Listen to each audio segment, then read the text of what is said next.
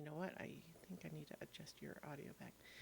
Okay, the channel is live. Hello, everyone, and welcome to Adventure on So Many Levels. We're going to play Stewpot, Tales from a Fantasy Tavern. Yay! Yay. I am Christiana Ellis, and I am usually the DM when we're playing Dungeons and Dragons, but tonight I'm just another player. And our other players tonight, Jason Banks. Hi, I drink and know things.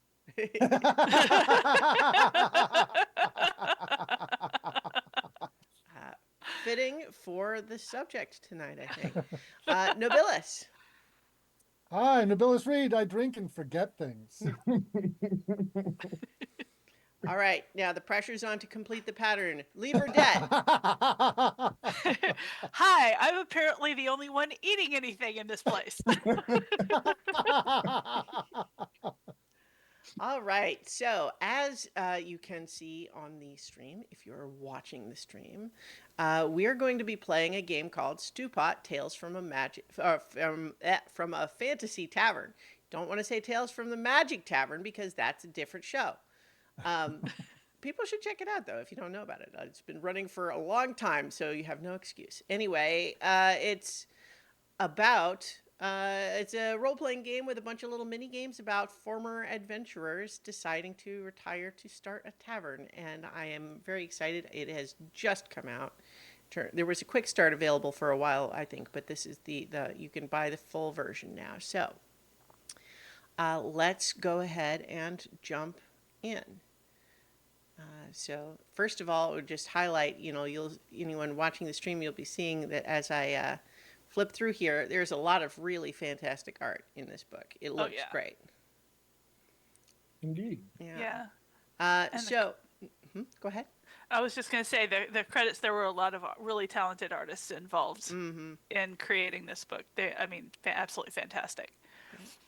The materials, I think we're going to be doing pretty much digital stuff, but, we're potentially going to be using a deck of cards, perhaps a coin to flip, and a D6. I figure we can make those things work. It talks about safety. We have, breaks and holds. So it suggests, you can take a break if necessary. It suggests doing it in a few places. Maybe we'll see about doing that. If we feel like it, that's always an option. Just as a reminder, that's always true.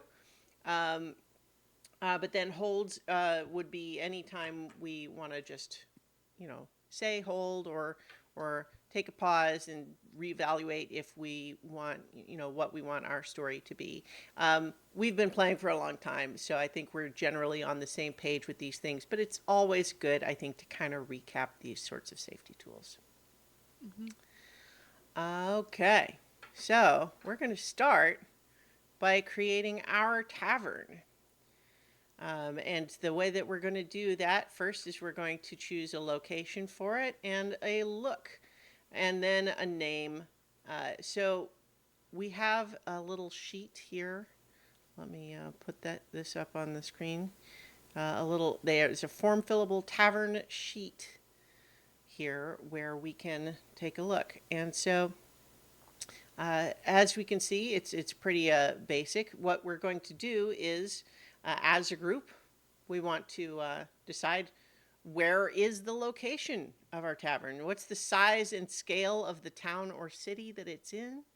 And then once we have kind of settled on the basic category there, we'll just go around and each of us will provide one detail about the city or surrounding area. And it has an excellent little list of bullet points of just possible example details that could be used. Many of those are great, but we can have it be whatever we want along those general lines. So do we want this to be something like in a bustling urban center? Do we want it to be a little out of the nowhere crossroads place? Or How about this is the location, this is the tavern where we as adventurers first met and had our first level adventure from.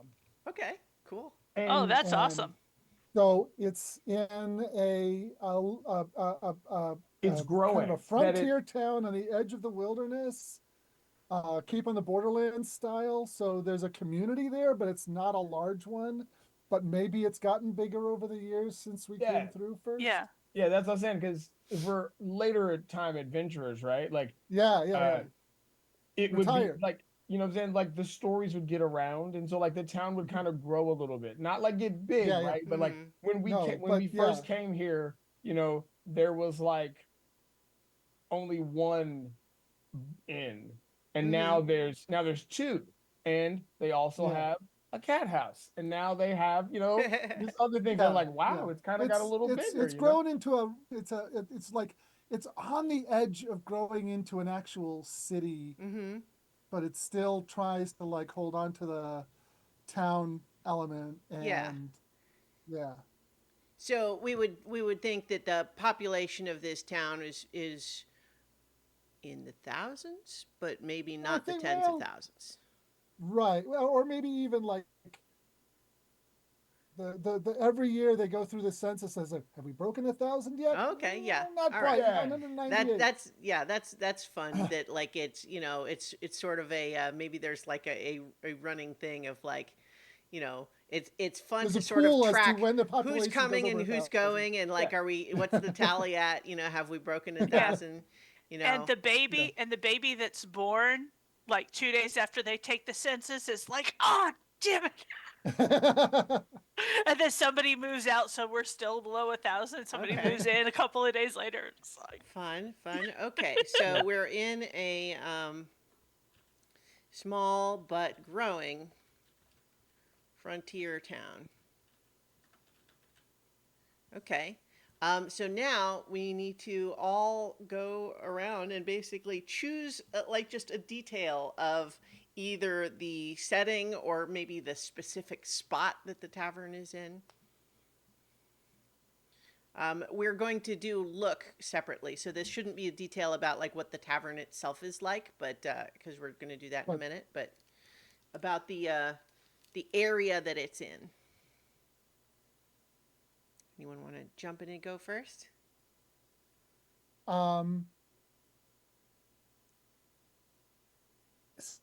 it's um,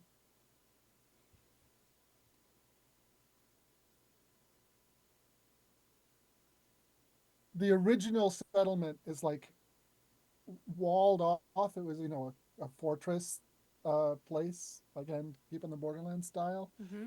and there wasn't really when that tavern was built, it was just going from this military garrison to a place where ordinary people lived. Okay. So um, it was a repurposed um, building. The tavern itself or the whole town is built around this. The whole town is kind of built around this Okay. keep that doesn't really have much of a function anymore. The keep is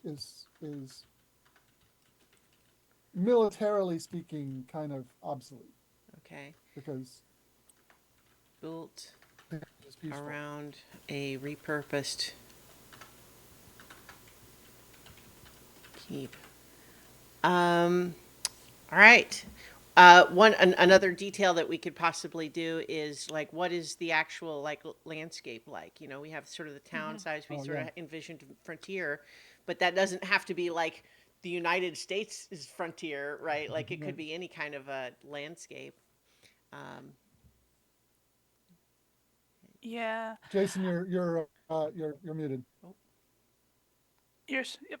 Yeah, sorry. Trying not to let you hear the dog bouncing this bone off the floor. Um, Don't worry, we get it from Christiana all the time. Might as well just leave it but unmuted. no, maybe this is a town carved. laughing at my facial expression there. Yes. I was gonna say I kind of try to work hard to keep him from. Anyway, No, like maybe this is like a town carved out of like a mountain. Like there was like, like they get, and that's why it's kind of funneling into that wild, outlandish, westward place. It's kind of tucked in between kind of the gateway, so to speak. So in like a gap, or is it actually like the gateway between the surface world and the underworld. Ooh, yes, and that's why it's a repurposed military thing because it's almost Yeah. like Yeah, a I like that. like a dam or like a you know what I'm saying like this Oh, walled off little like Yeah. it's a classic thing to like have a tavern at a crossroads, but what if it's a Yeah. crossroads between like the surface and the Yeah. underdark essentially. yeah, and no one thought it was going to So yeah, maybe it was like last, yeah. and it did. So like Yeah. maybe this garrison was actually like a gatehouse, like guarding this particular Entrance. Mhm. Yeah. passage. Yeah. Okay, that's fun. Um, And it means we can have like underworld type people coming mhm. through too. Yeah. The nightlife is really wild. Yeah. The night shift, man. Oh boy. That's when the fun people come out. Okay. Oh yeah.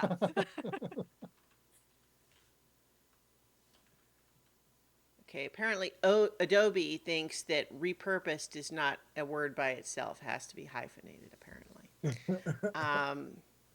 maybe that's right. I don't know. Okay. So that whose idea was that? That was yours, That Jason? was Yeah. Jason. Yes. Okay. So Lee, you and I still need to do one. I'm kind of volunteering to go last, but I can go before if you're still thinking of something. Feel free to look at the PDF's little examples for ideas. Any of Environment, those are yeah. fine too.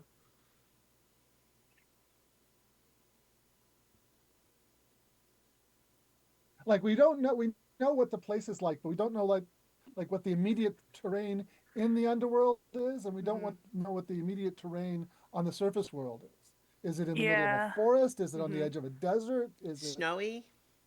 snowy? Yeah. Yeah. Is it in the I think it's mountains? I think with the mountains right there, you'd have a plain that's like a plain that runs into a forest, and maybe there's a river like that flows from the fields into the mountain. Okay. And so that's one of the reasons why it's and let's just stick with the river. I don't know about the environment, but let's say that there's a river that flows from the plains into the mountain. Okay. And is that like part of this whole like maybe this whole entrance is kind of built around where the river goes underground, or does it come from Yeah. underground? No, it flows into the underground.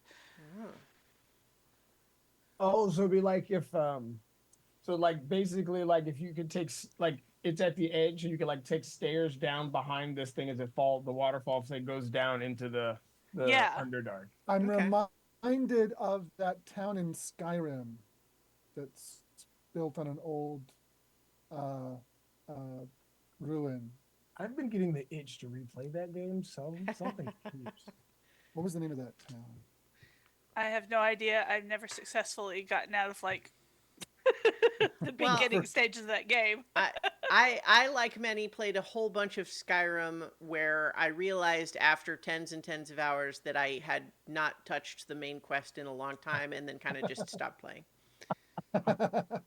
And it's easy to do that in Skyrim. Indeed. Yes. Okay. So last detail falls to me. We haven't really talked about the town itself much. Like it's like it's built around this whole place. We've kind of got the environment, but I think um, Well, we said small but growing frontier town, yeah, but right. nobody ever said what that looked like. Right. Yeah, exactly. That's kind of what I'm thinking. It's like, what's our, like, do we have, what's the aesthetic? Because I think that, I think that there are also, hot springs. Oh, nice. Oh Ooh. yeah.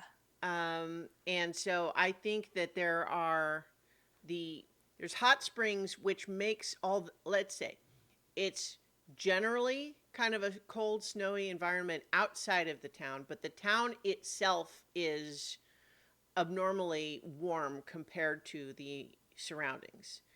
And so there's a lot of like greenery and even flowers compared to a relatively austere, snowy environment almost immediately outside of town. It's, it probably could be. They could say probably because of some sort of interaction between the Underdark being so Mhm. close.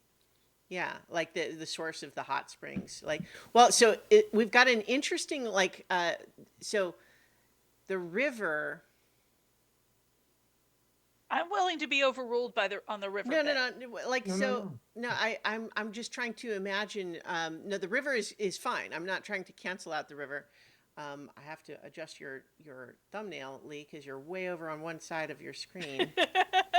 Yeah, that's because that's where my second keyboard that's actually useful I is. mean, that's fine. It's just that I set the thumbnail when you weren't way over on one side. So let me adjust that so that your face is visible to us. Okay, so I'm just thinking about it in the context of we have the river flowing into the mountain and like down into the Underdark. But if we also Right. have hot springs, I was just trying to think, like, do those join the river? Like, are they coming from? Are is it the river itself interacting with something local that causes the hot springs? Maybe the mountain is a dormant volcano that's just sitting there hissing and bubbling. And so one of the things is uh, I'm just making science up out of my brain. So just Yeah. I no, mean, but it's maybe the heat causes the boils the water and sends it through cracks in the stone, and so you have these hot springs that bubble up from the Or cracks in the ground, cracks in the stone. or how about there's you know there's there's there's volcanic heat down there, and the river Mhm. flows on it and past it, and as a result, all kinds of like steam and vapor come up Mhm. and condenses again and forms these pools that way rather than the usual way that hot springs are. Hmm. Mm-hmm. That would make us almost like surrounded in steamy fog all the time, which is potentially fun. Like up on the surface anyway, or even under, as we go underground, right? Like Yeah. if Yeah. we're constantly having the river evaporate as it comes into town. I Yeah. think we're overthinking it at this point. So I think that we can discover nuances of how this all works as we As we go. play. Yeah. But Mm-hmm. I think what the gist of it is there's it is a small but growing frontier town built around a repurposed keep, which was a mountain gatehouse between the surface and the Underdark. It is built around a river, and there are hot springs which make it um, warmer and more lush than the surroundings.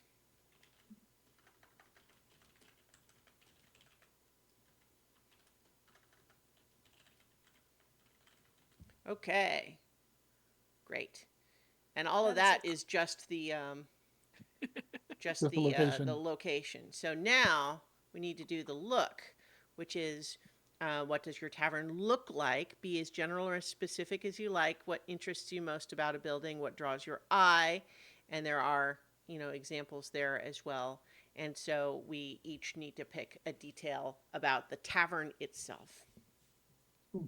I'll go first. I want it to be like a corner lot, so that like the front window kind of wraps around, so you kind of get a view through the whole place. Okay.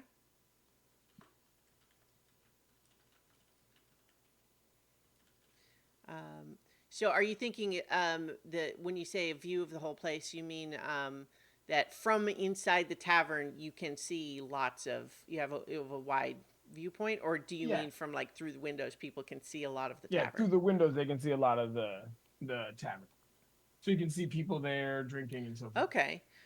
With windows that make the interior um, visible from outside.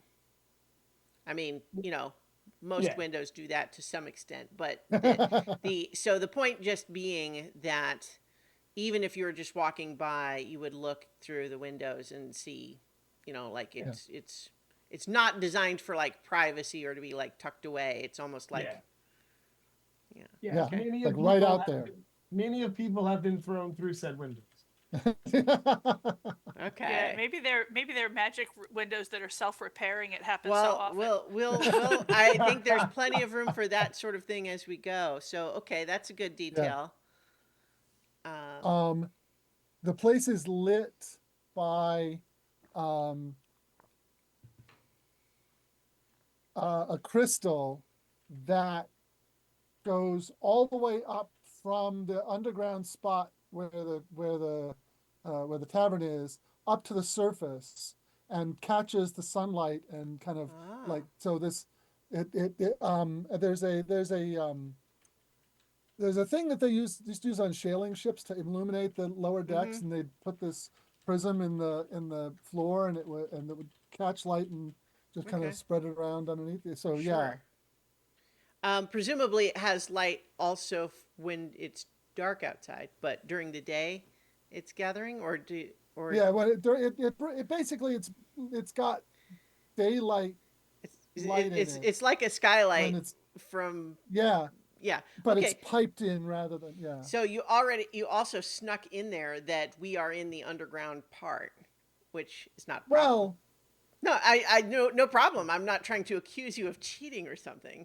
I'm just noting that that's a part of what your detail includes, right? yeah, yeah. Okay. It's an underground spot, but it's sunny. Mm-hmm. Um, I think I'm looking at the reclaimed materials example detail, and that's just making me think of things like places like Chili's or whatever, where they just have stuff all over the walls. I guess that's more of a TGI Fridays thing, right? Yeah, Less so yeah. Chili's. To There's be fair, Lo- to be fair, Lots a of lot of places places do that. that. Yeah, Yeah. to be fair, Yeah. yeah. I was But gonna say, so to be fair, a lot of them do. I think that that's kind of the vibe. There's lots of stuff, but it's all like stuff from the garrison. Um, Okay. so like it's all like repurposed weapons and like because I think that it sounded like even when we got started, this tavern kind of already existed in a longer abandoned keep, Yeah. right? Well, you know Well, what? I take it back. I don't.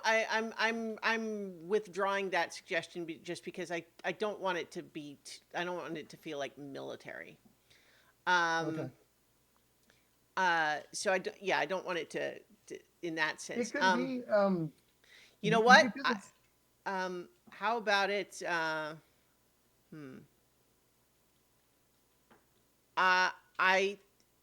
Hmm. Yeah. Yeah. I'm okay. I'm still thinking. Does someone else have one?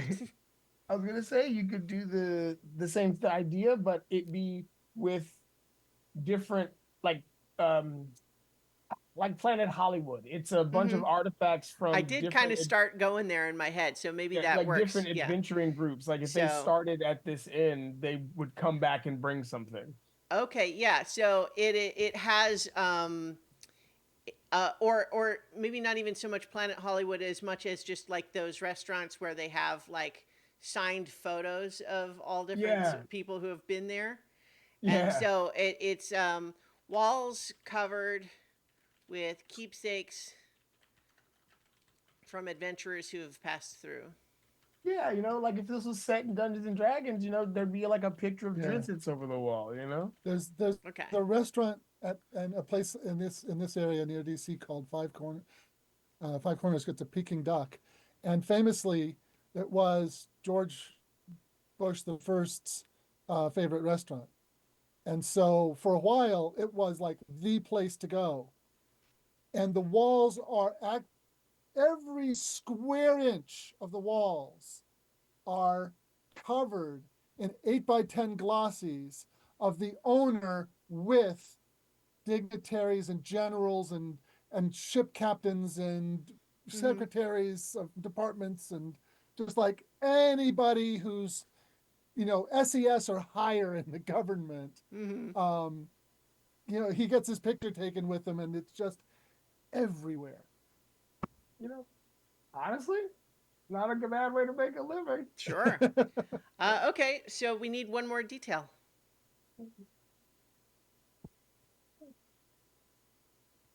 Who are we? I think Lee Yeah. were, yeah. Yeah. Is it really bad that I kind of want to make it a cat cafe? I mean, like I don't hate Like it. there are a couple of because you got to have a cat to keep the mice away. But the because adventurers don't have the nicest table manners.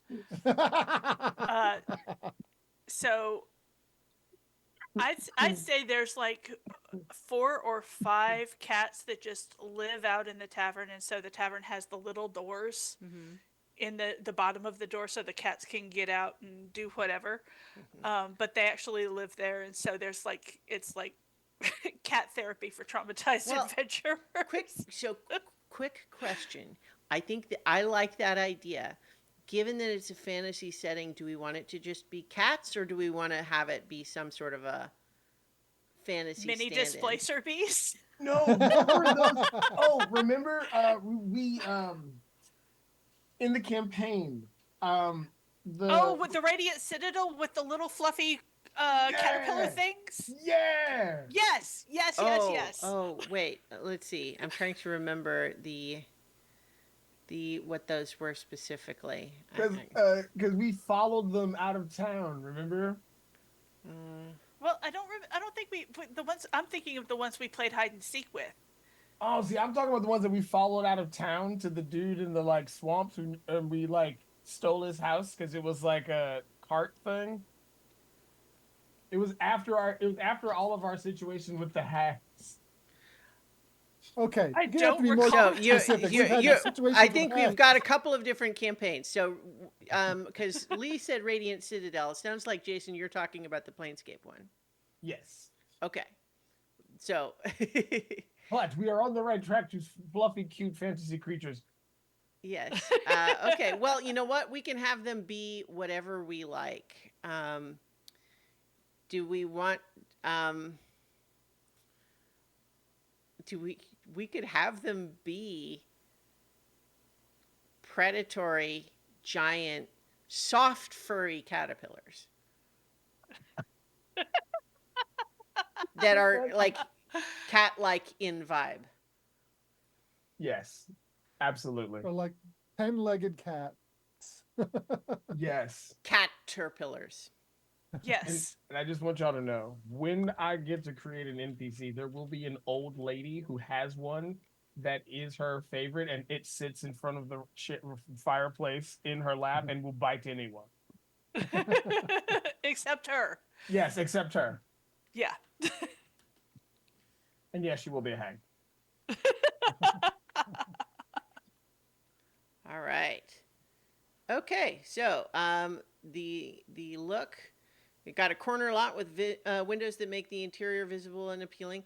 We kind of said that we're underground, but we're in. It's below the surface, but there's room around it. Like there's town there, right? It's Yeah. just Yeah. it's Right. just in the interior cavern part.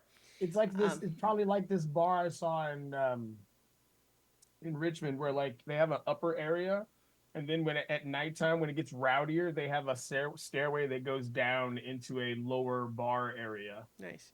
Okay. And then, so there's lighting with crystals that go from where we are underground to the surface and sort of carry light from the surface down to the inside. Walls are covered with keepsakes from adventurers who've passed through, and it is also populated by 4 to 5 cat-like caterpillars, which I'm sure we will come up with lots more details for as we play. So let's keep moving though. So next is we need to name our tavern, and specifically it says don't spend too long on this one. It says it right here in the Yeah.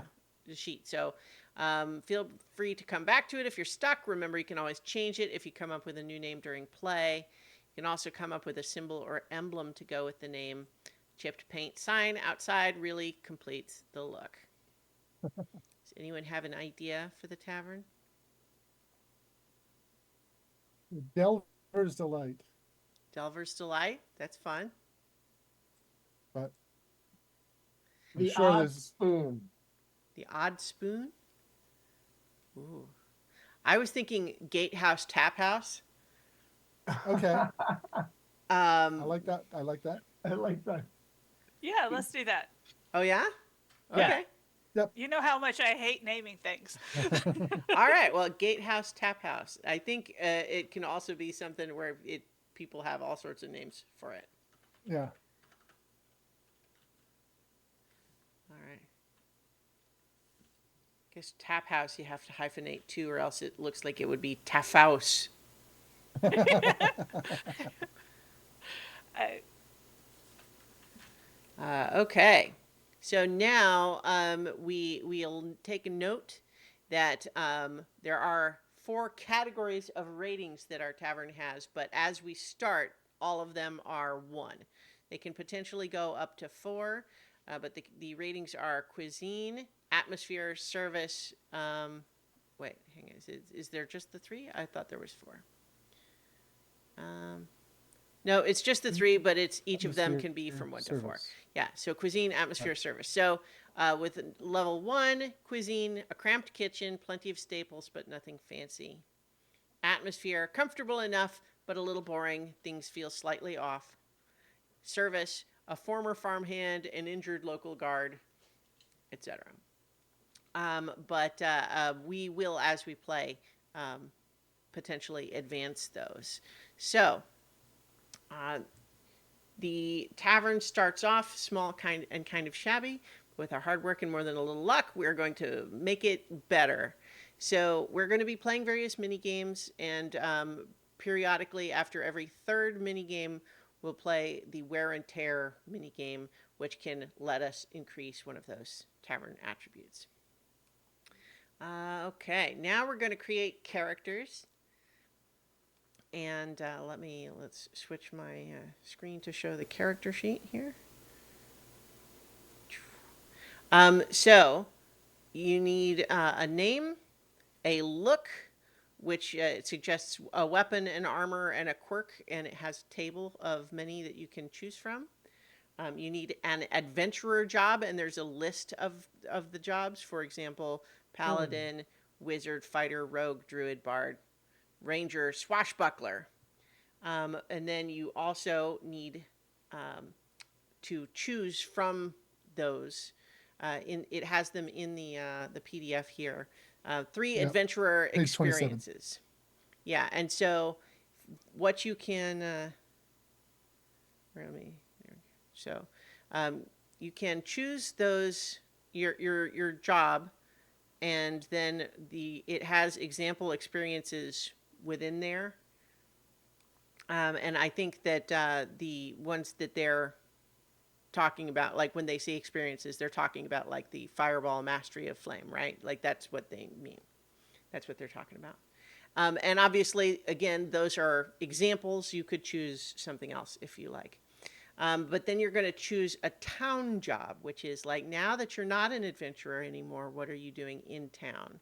And so there's a bunch of town jobs: farmer, healer, chef, poet, merchant, crafter, scholar, lookout, apothecary, hunter.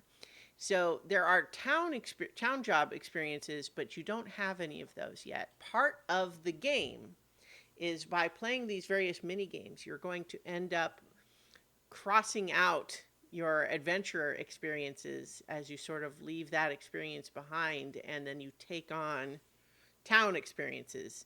And in principle, if we play the whole game as designed, once all of us have exchanged all of our adventure experiences for town experiences, that triggers the last mini game. And as we play, we'll also write down keepsakes. So to begin, we need to all sort of choose amongst those. And I would encourage us in this case also not to take too long, because we don't want to run out of time to actually play the game. So feel free to just go ahead and start filling stuff in, and then when you everyone's ready, we'll kind of just come back together to talk about them. Oh. Okay. Where is my sheet? Okay. One thing I think we ought to keep in mind is we don't want to, a lot of other stuff we can do, but I don't think we want to overlap our adventurer job. I agree. A lot of So the other stuff we can, but right. So let yeah. So do we want to just call out which ones you yeah. want? I would like a bard. Okay. All right. We'll do. I'll do ranger. Okay. Okay. I'm gonna do druid. All right. So we are all about. I'm playing too, so Yeah. I'll be a rogue. Okay, awesome. We have one.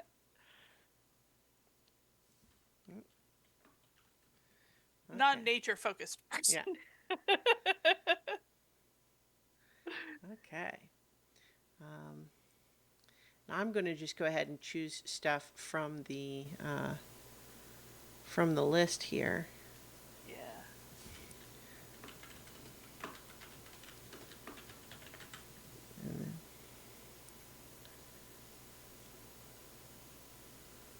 Hmm.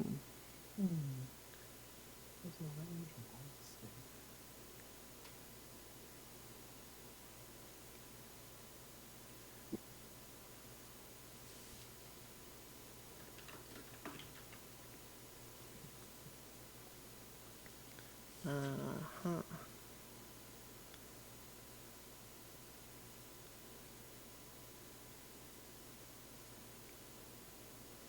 Hmm.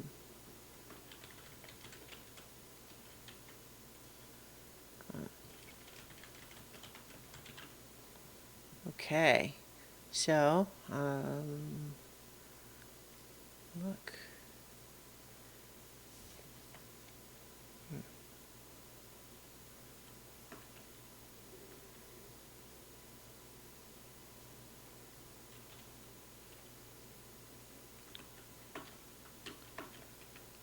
Okay.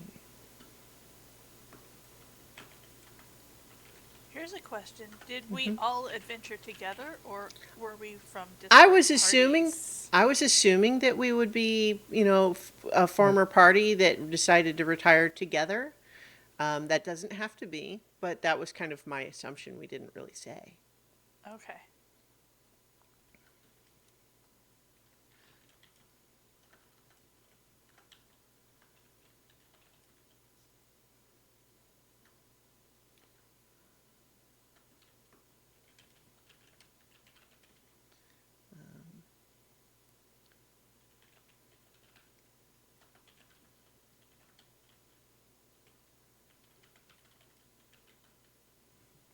All right, and then gotta get my adventurer experiences. Okay.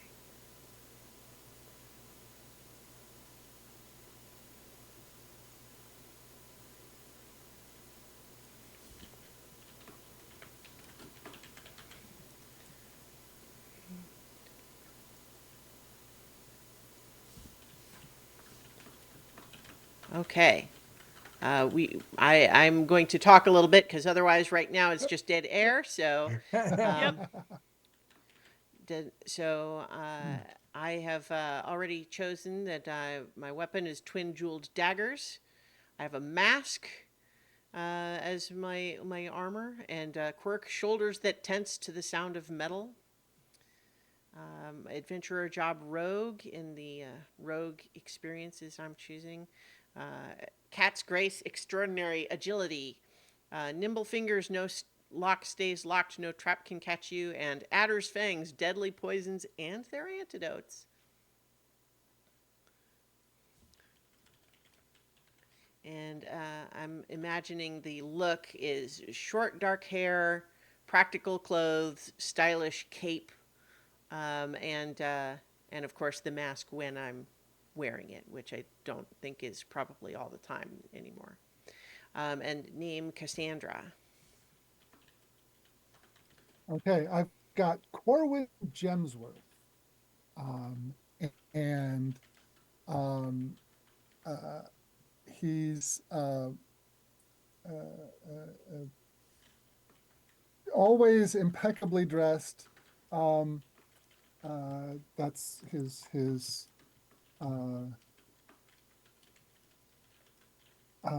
look.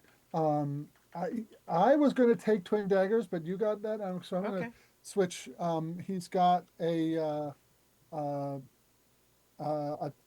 a talking lute that transforms. Whoa.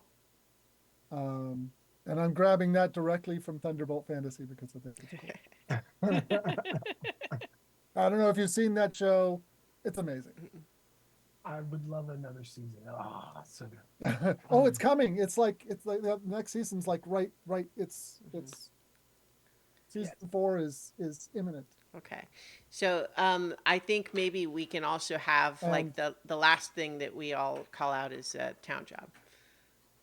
Okay. Right. Okay. All right. So his Chef. quirk is a winning smile. He's a bard. His adventure experiences are devil's fingers, prodigious skill with an instrument, golden words, convince anything and everything, and inspiration, power up your friends. All right.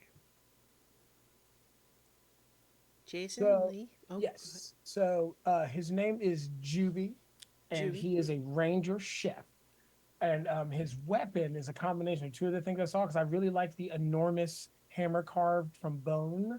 But this is his pride and joy from one of our adventures. He has a dragon bone bow that he hunts with. And for his adventuring experience, he's got an animal companion. He's tracking in true north. And as a chef, he'll have clean cut grill master, refined palate. Oh wait, no. So you Oh. don't choose the town job experiences yet. Oh, not those. Okay. No, you don't Oh. have those yet. We're only just now retired. You don't have the experience yet to have those things. Oh, okay, nice. Yeah. Sorry, I've been watching a lot of Delicious in Dungeon. Well, sure. By the way, very good show. Oh yes, 100%. Very great show. Yep. But yes, don't choose the town job experiences yet. Only the category. So you've picked chef already. Yes, and I got poet. Say again. Poet. Poet. Okay. I didn't say before, but I think I'll pick apothecary. It feels fun to pair that with the poisons thing. It's the dosage is the poison. Mm-hmm. I'm always saying this. What about you, Lee? All right. So I'm going to name her Laurel All right. because that's a little on the nose. She has red hair with plants growing in it. And that means I need to change that one. Hold on. I'm still in the process. Sure. Okay. For a weapon, she has a staff of dark smooth wood, and I can't spell smooth to save my life. Her armor is a warm coat, and she has a gleaming smile.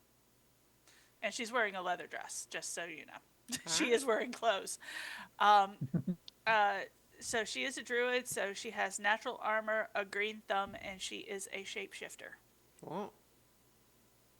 Very nice. Did you pick a town job? I have not. I had picked chef, but that seems to be taken. So,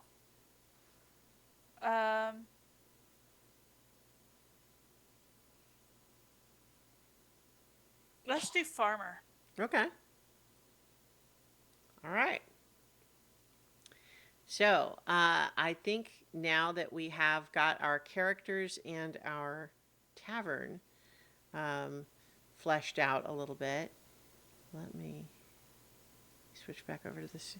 So we're going to take a look at the mini games now, and you can find starting on page 46 is the list of mini games. There's a lot of these, as you can see. We're probably we're probably not going to get to all of them. We're going to kind of see how we get. Probably to some extent, the number that we do will be dependent on how long we run them. A lot of them are kind of free-form role-play inspired, so they could go as short or as long as we feel like we want them to. But the very first one that we're going to do is the first step which we will turn to on page 52. So the first step is described here as, what were you doing before you decided to put down roots here? What was the first thing you learned about how to live in town? And so the setup here, everyone plays, every character gains one town experience. Take turns describing a short scene that led to that experience. Other characters can be in your scene, but they won't gain the same experience. And so, again, we're just going to each sort of like take a turn, pick one of the town job experiences um, and come up with what was the scene that got you that experience. So I know you had looked at some of the town job experiences already, Jason. Did you have one of those picked out, an idea for it? Yes. Let me go back up here. I'm sorry.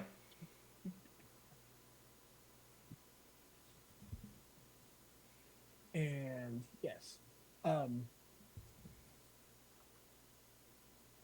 for like parts unknown, he first came to town from exploring the wilds and kind of foraging and things, and he was trading in different types of ingredients. Like different type of mushrooms, things that some of the people that aren't adventurers couldn't really get. They kind of have to wait, and that's kind of what drove him out this way towards this tavern.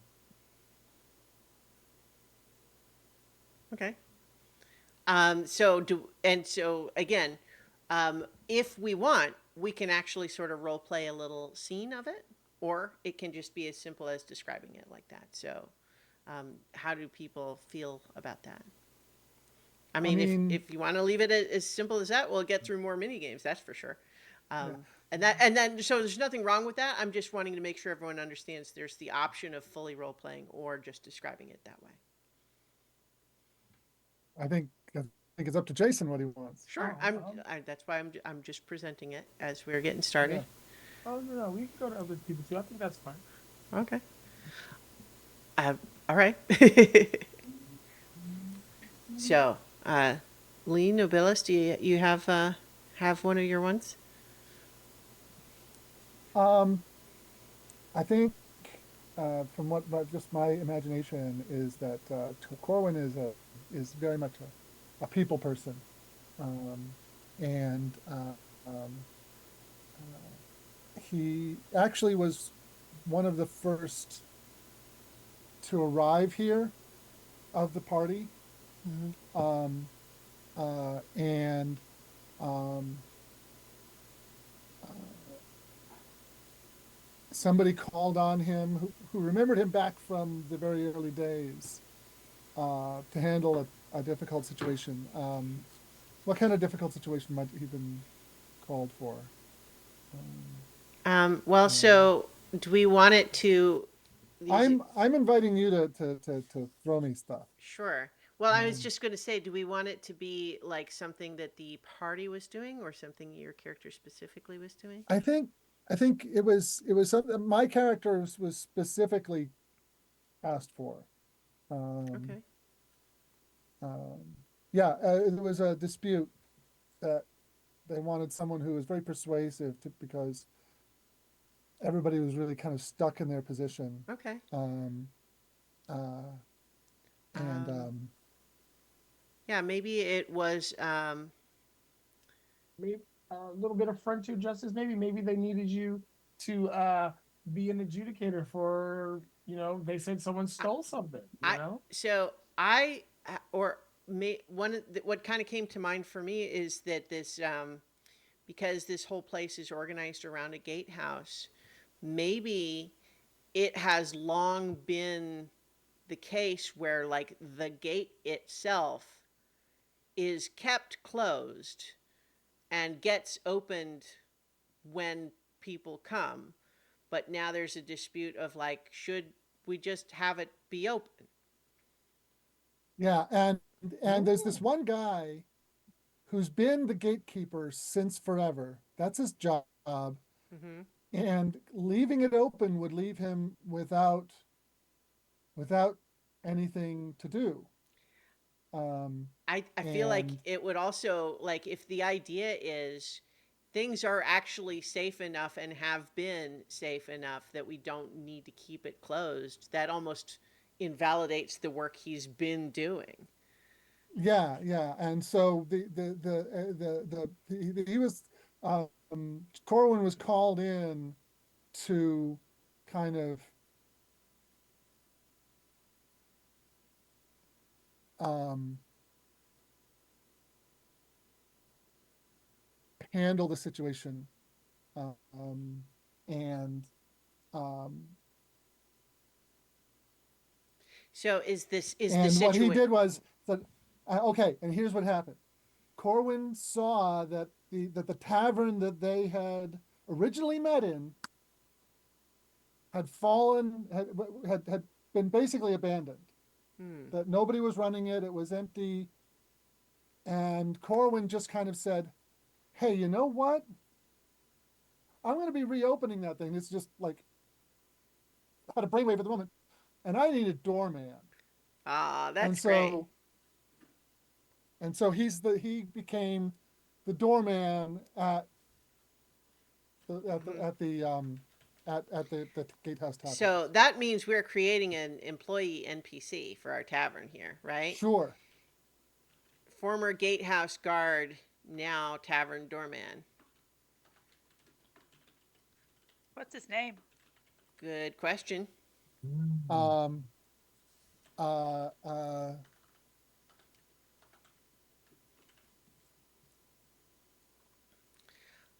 I like to imagine that this is a guy who gave us a hard time when we were adventurers first passing Right. through He's a here.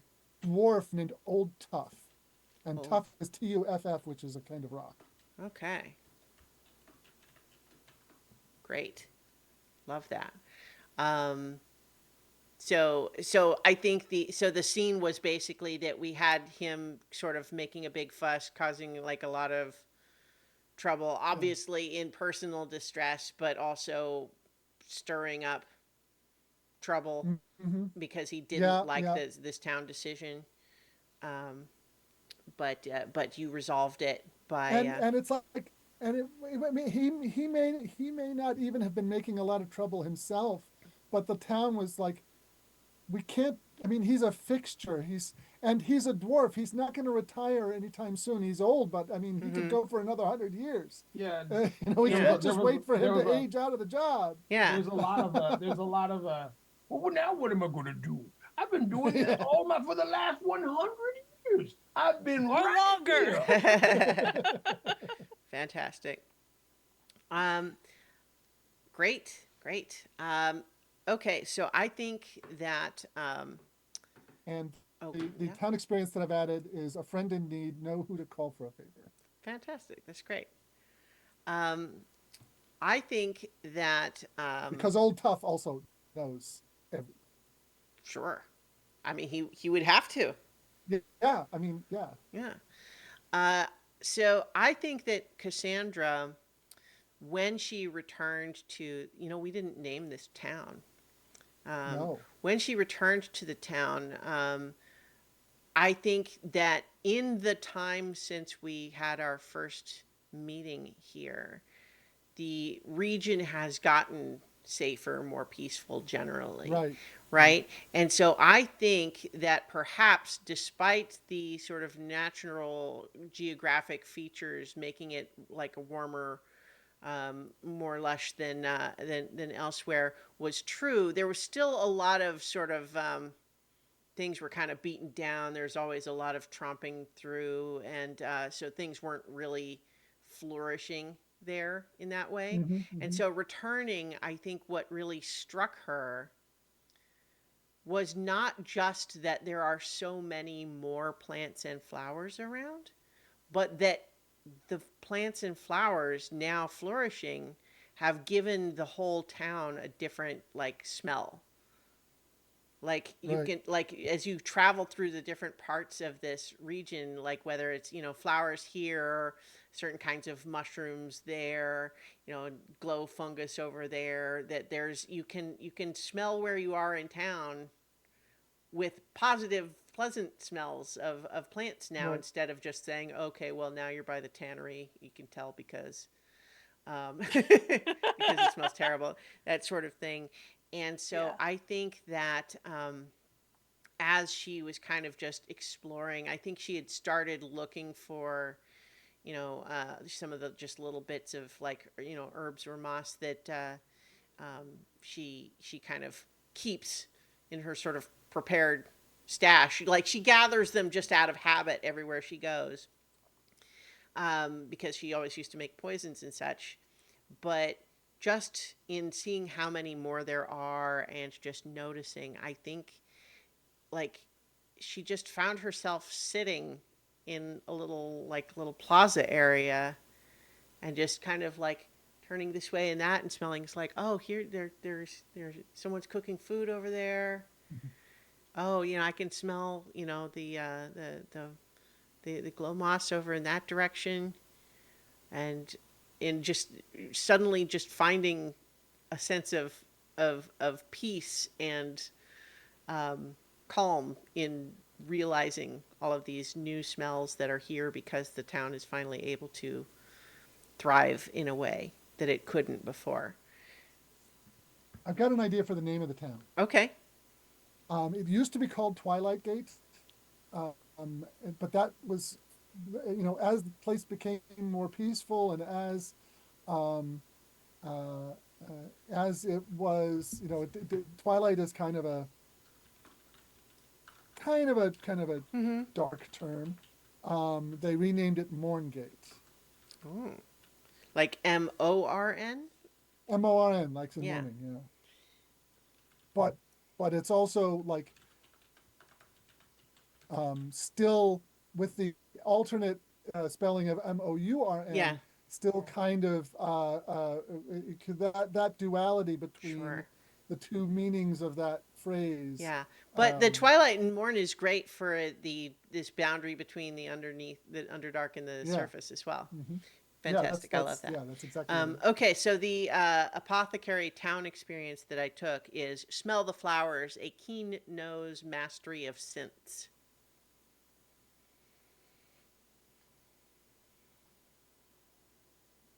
All right. Think that's just you again, Lee. Yep.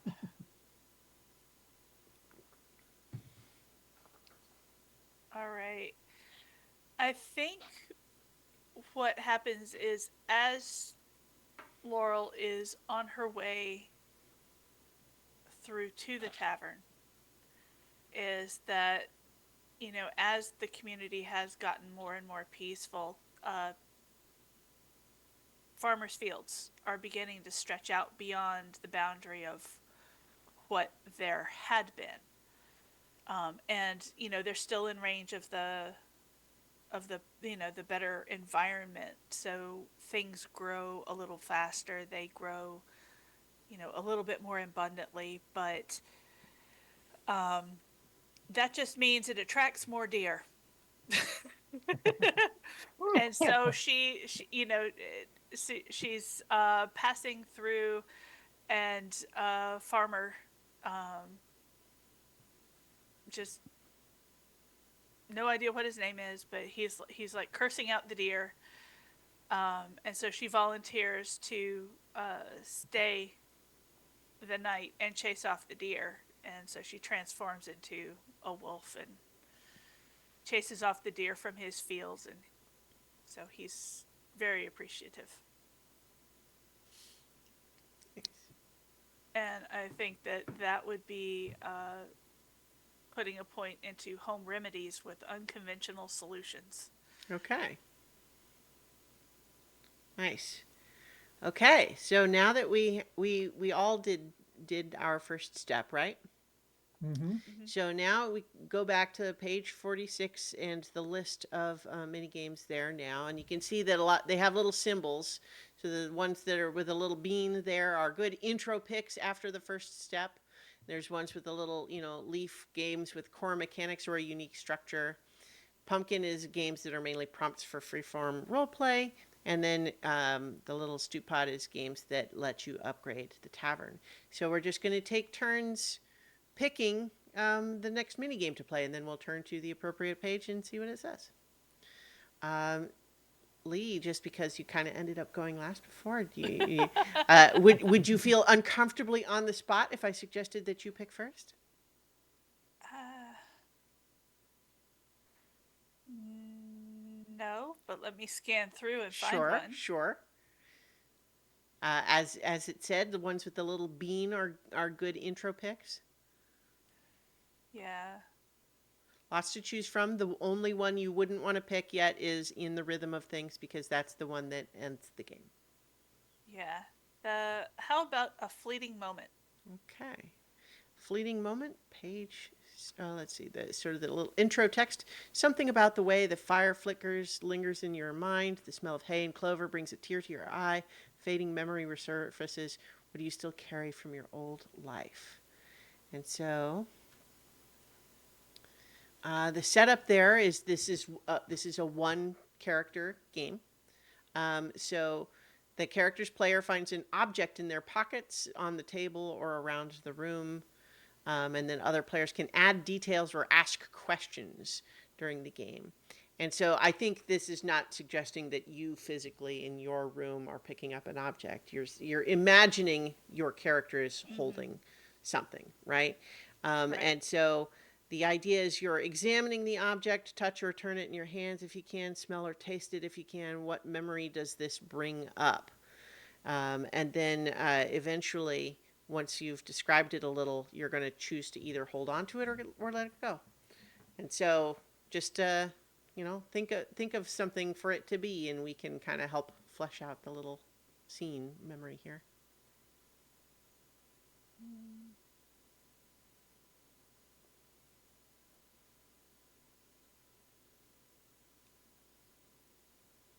I think what she finds is an old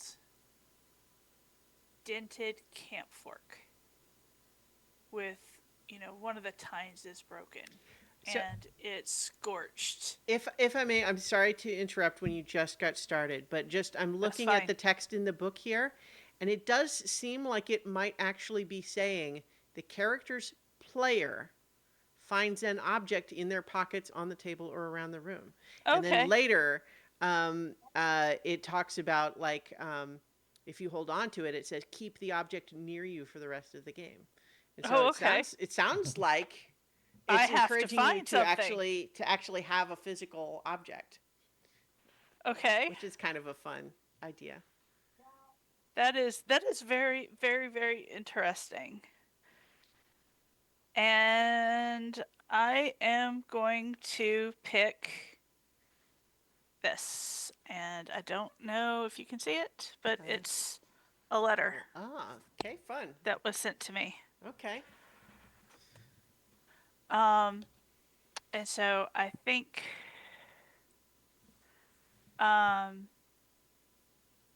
so this, brown rough paper.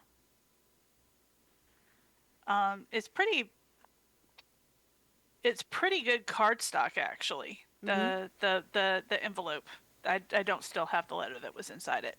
But it's just like the envelope.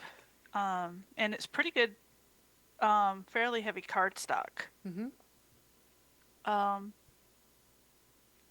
What if it Doesn't really smell like anything, but Smells like paper, probably. yeah, smells like paper. Tastes like dust. Is it handwritten inside?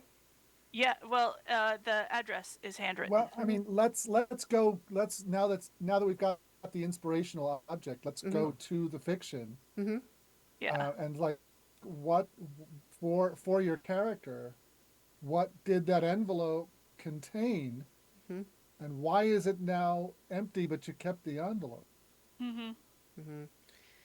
And does that spark a memory for your character? Yeah. Oh gosh, this is really, really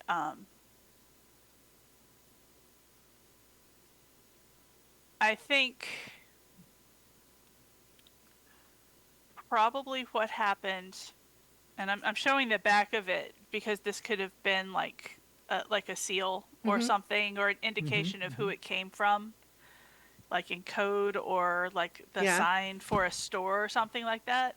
And I think what this used to be was a container for a really powerful healing spell. And so the the spell components, the ingredients were dry. And I'm trying to hold this up so you can see it, but it's the virtual background is Yeah. not great. Mm. The so the container, everything was dry, and so what you had to do was pour it into like a gourd and swish it up, shake it up with water, and then pour it down the person's throat before they died for good, and then that would bring them back to life, basically. Okay. So it was a very powerful restorative potion, and she keeps the envelope to remind her that she owes the person who sent this to her an unspecified favor. Mm. And it's never been Never called been in. cashed in, Yeah. but this is the symbol of the favor. So, who did you use this spell on? Um,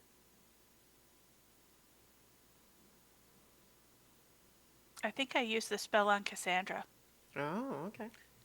because Cassandra accidentally found a mimic that she thought was a treasure chest. Mm-hmm. Mm-hmm.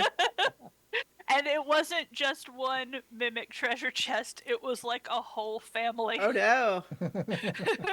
Like she opened up the little baby when it went, and you're like, oh, that's so cute. And then mommy mimic went, and you're like, oh shit. Nice, nice. Uh, Fantastic. It's Uh, dark and scary in here. okay.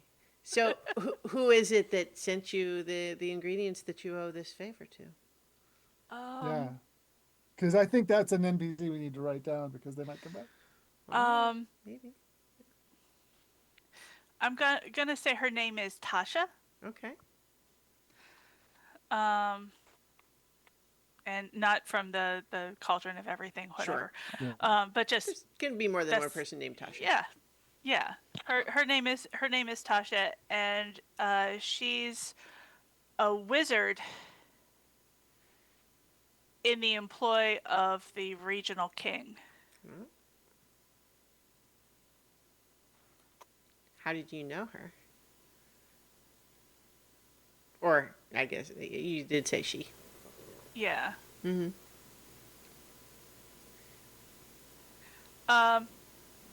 I'm gonna say Laurel and Tasha used to date for a while before she got hired by the king. Interesting. Okay. So, we can keep fleshing it out a little more, or if you're ready, when you're done describing the memory, you choose one. You either hold on to it, you don't want to lose this one, you keep that object near you for the rest of the game, or you let it go. You let the memory fade. You change one of your adventurer experiences to a town experience. And when, in this case, when we did that first one for the first step, we just added it. But when we're doing this, when we're changing them, you're actually going to cross out one of your adventurer experiences and add the town experience.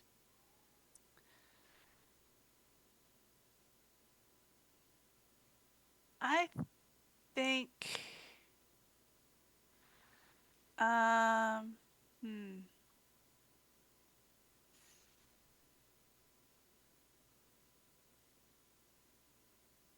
I think she's gonna let it go.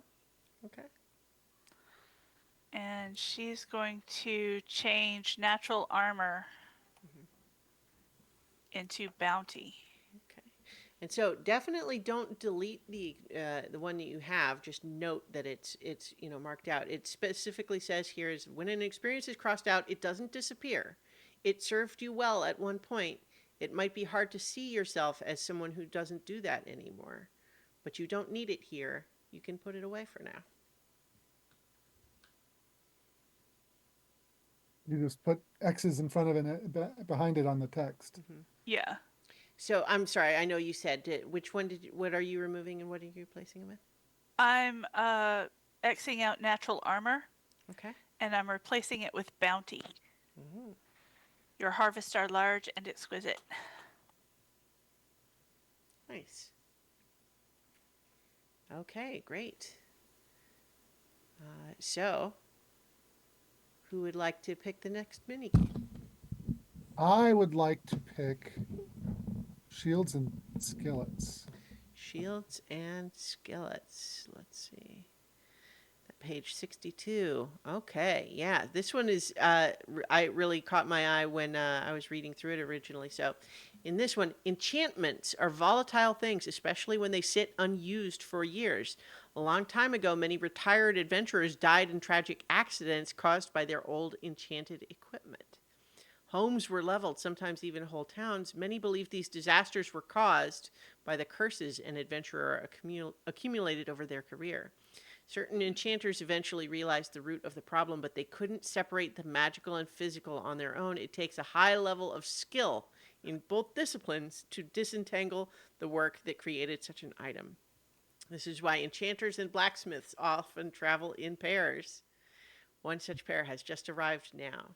So everyone plays. We're going to take turns describing an item and telling a story about it. And then first the owner of the enchanted item describes it, and then another character will describe how that item was once used. We need to tell at least one story for each item. But then the idea here is we are going to attempt to disenchant this enchanted item to make it safe. Yeah, That's great. I love and it. so since I played this game, I'll start with my item, and I think it's the talking lute. Mm. Um, because along the way, and um, uh, uh, it was a fine instrument, and it would transform into a deadly rapier when we needed to fight. It was great for carrying a concealed weapon, um, uh, and uh, but over the course of things, I discovered that its power is um, is based in the fact that its power is from a bound demon. Mm.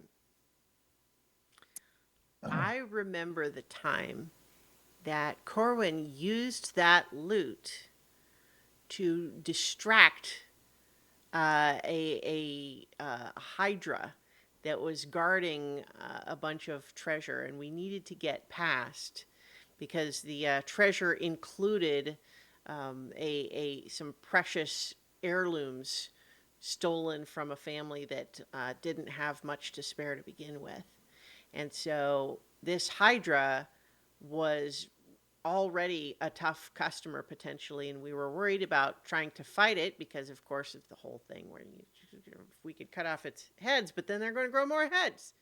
So what do we do?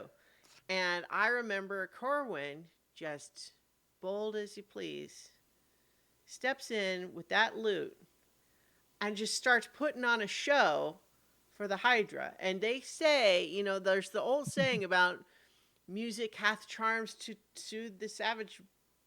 Is it Savage Beast? I think Savage Breast is actually the original quote, I think. Yeah, Yeah. But yeah. in any case, either way, it worked. And I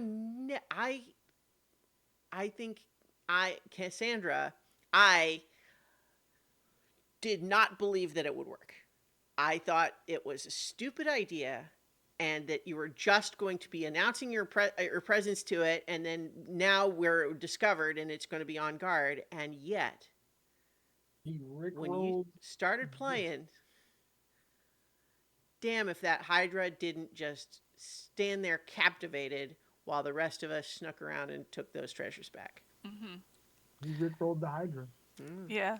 I didn't believe you knew some of the songs it was requesting. Uh, Put that thing back where it came from, or so help me. an eclectic taste in music, that Hydra. I was surprised. Absolutely. It was the dance moves for Yeah. me. Really. All right. I think, I feel like this is early in the game for such a meaningful prop, but I think the mask is what Cassandra's item is, because I think it was a mask that basically was designed to let me sort of hide in crowds, meaning it doesn't look like I'm wearing, like, if I was just standing there by myself, it would look like I'm wearing like sort of one of those blank masks. But if as soon as I would slip into like a crowd of other people, you would lose me. It would look like I'm just another person in the crowd, and it's just, that was the magic of it, basically, is that um, as long as I could get to where there's other people, the Yeah. people looking for the person in the cape and the mask would just be nowhere to be seen. Right. And that was the Right, mask's right. magic. Yeah. What's that Assassin's Creed style? That's kind of what I was thinking. Yeah. Yeah. I was Um, actually thinking Majora's Mask, the Mask of Stone, where you just Oh. like flat out turn invisible. and I always envied your ability to just get away with absolutely anything, because that damn mask would just, the most outrageous crimes, or at least crimes in the eyes of the dastardly villains that we were up against, um, would just like, there was never a question of having an escape route. You had one. We just had to do the crime in broad daylight instead of at night Mm-hmm. when there was people around. Um, uh, uh, and and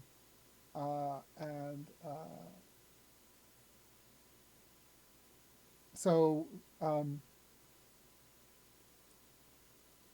yeah, I remember, coming back to a rendezvous after you had used that to slip away, um, and I had been charming my way past everybody and having to just, like, really sweat it to get away from our heist, and you just were there, and me saying, I remember saying, I'm glad you're on our side. And I think part of like the need here, like why I'm taking this opportunity, is that like I had never really told you guys that part of when the magic activated, I would for that period briefly find that even in my own mind I was someone else. And like it was never 100%. Like I could pull myself out of it, but it felt like I was suppressing who I am when I used it. And I had kind of over the years started to become concerned that I was maybe losing memories when I used it. Mm. But if so, like I can't But you remember can't that I've remember. forgotten something, Yeah. but I just like occasionally sort But of all it feeling takes like is somebody going, other "Hey, don't people I seem know to you?" remember a lot more about their lives than I do. That seems, Yeah. is that, what's up with Or that? or somebody comes up to you and says, "Oh, hey, Yeah. Yeah. And Rose, how you doing?" And they're right. like, Okay, great. So what about Laurel and or what is it? Hubie? Juby, yes. Juby. Juby. Um,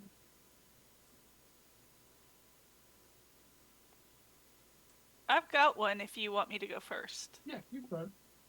Okay, so part of Laurel's description is that she has long red hair, but her hair has actual plants growing in it. And what that is a it's basically like a magical strip of metal that she braids her hair around that holds the seeds that grow. And so all of her spells that she um, that she casts that for her druidness, all of the like plant components she grows in her hair, so they're always there. It's just really really hard to take it off Mhm. because the plants don't want to let go, and she's kind of worried they're becoming sentient in and of themselves. Like there was that one guy in the street who tried to slap her on the butt and got Mhm. a thorn whip to the face just as a thing that my Mhm. hair did. But that's yeah, taking that off, putting that down, letting plants grow actual roots seems like a good idea. Mhm. Um, I think there was a time where I had been using some poison darts because we're trying to I don't know catch a guy, you know, Hmm. and these poison darts weren't supposed to be like lethal. It was supposed to just knock them out, but we were going after a big guy, so it was a big dose. Hmm. And then I think I missed and I hit someone else who is like much smaller and to the point where the poison on that dart was potentially um, going to kill them. And I was panicked that I might have, accidentally gotten someone killed because I didn't have the proper antidote ready. And I think that because it hadn't been supposed to be lethal, right? So, Hmm. but then you had just the herb we needed growing in your hair. Yeah, sprig of mistletoe here, a little bit of nutmeg there. Um, hmm. Juby has a short sword. He used to wield it, and then he turned to the bow. And it is made of like a dark metal. He got it from when we adventured in the Underdark, and it seems to like absorb light, very evil looking. Um, and he's like, you know what? I should definitely maybe get rid of this because I mean, they might not be wrong about enchantments and not using them and stuff because it allowed him, to do really cool things like teleport around, and he was really good at it. And but he also got really, really angry and aggressive when he did it. So that's why he kind of turned to the bow. Sometimes he went into maybe almost a berserk like rage at points. He Yeah, keeps it in like a well wrapped up box. It's almost at the like he bottom of the pack, right? right, like it's wrapped up in cloth and it's bound. It just under it's like under a trunk under his bed. Yeah. I think maybe when you picked it up, we were surrounded. And so it was just like one of those relics that you happen upon in an Underdark dungeon. And we were surrounded by orcs, goblins, you have it, what have you. And uh, you pick that you pick that sword up, and there are like little red traceries up the black blade, and you started using it, and the more people you killed with it, the faster you got and the broader the red lines got, and the more you used it every successive battle after that, it was almost like the sword was absorbing the blood and becoming stronger. It was worth all those mimics that you got bit by. Yeah. It was absolutely worth the mimics, but not your sanity and your No. Like, calm angelic demeanor. I'm just gonna just say it's easy for you guys to say it was worth it because I was the one that got bit by all those mimics. I mean, I don't begrudge you the sword. I'm glad we got something good out of it, but I'm not sure I can go quite as far as saying it was worth it.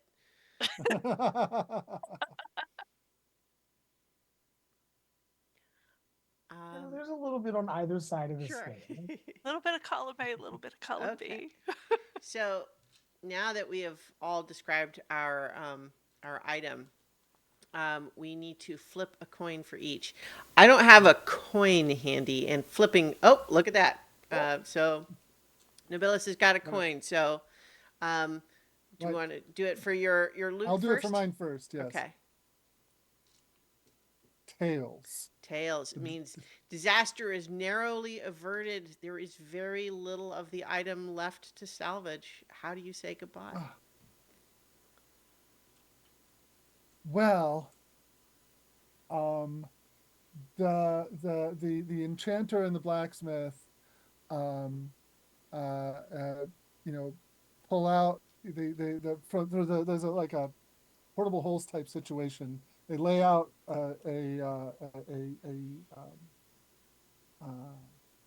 big rug, but instead of like a portable hole going down, this is like a pop up.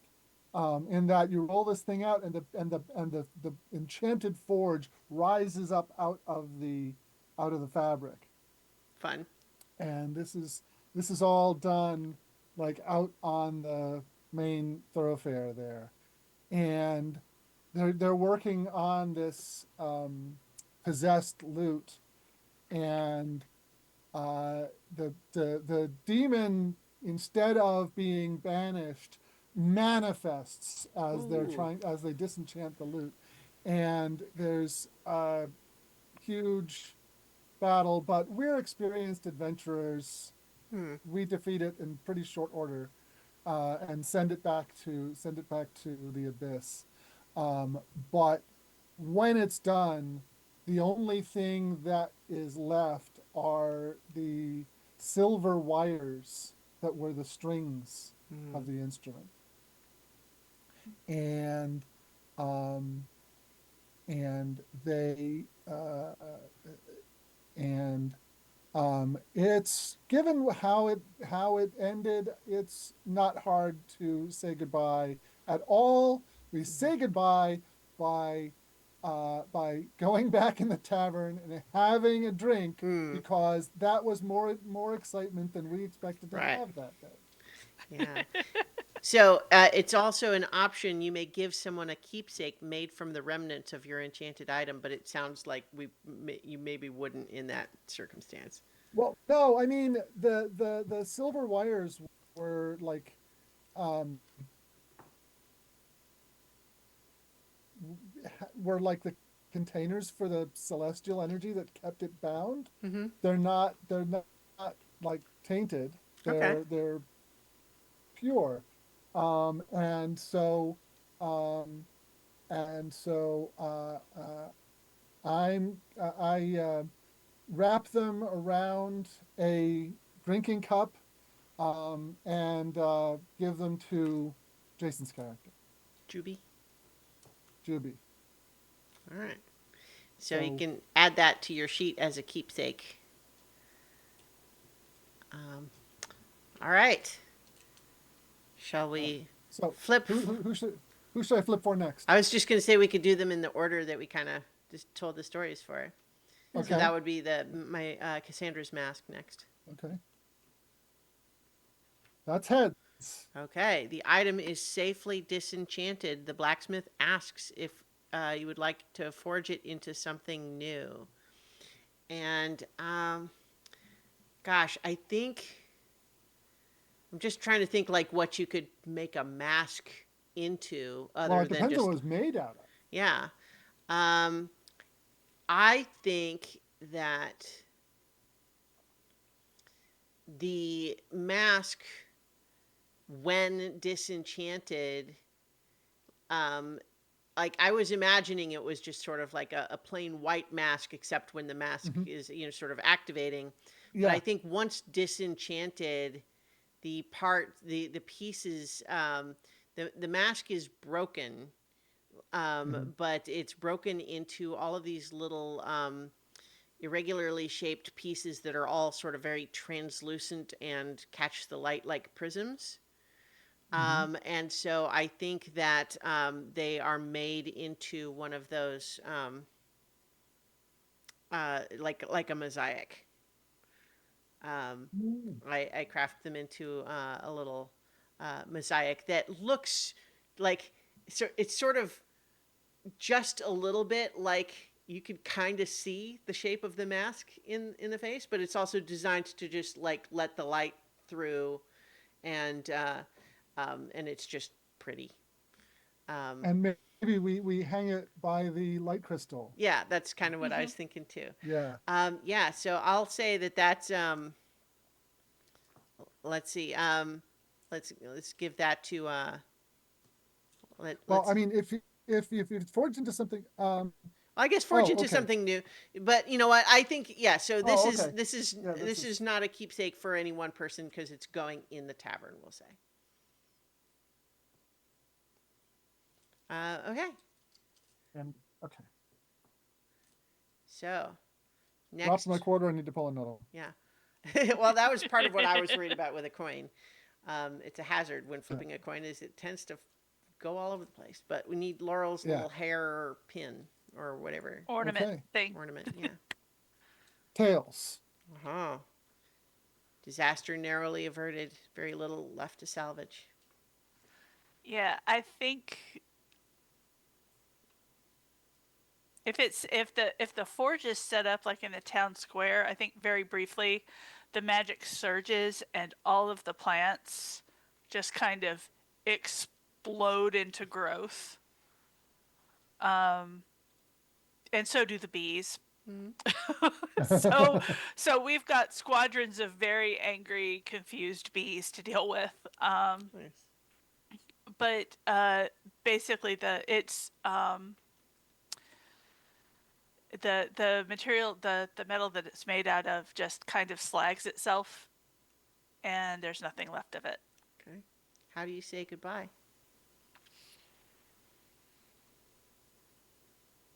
Um, Sorry for the bee stings. Uh, it's like, oh well. What do you do with your hair now? Uh, that's the thing. I think I chop it off, Oh, so now it's like bobbed, like just under my ears. nice. All right. Now for Juby's sword. Did we lose the coin? Yeah. Wait, Oh, one more flip. yep. One more flip. Hmm.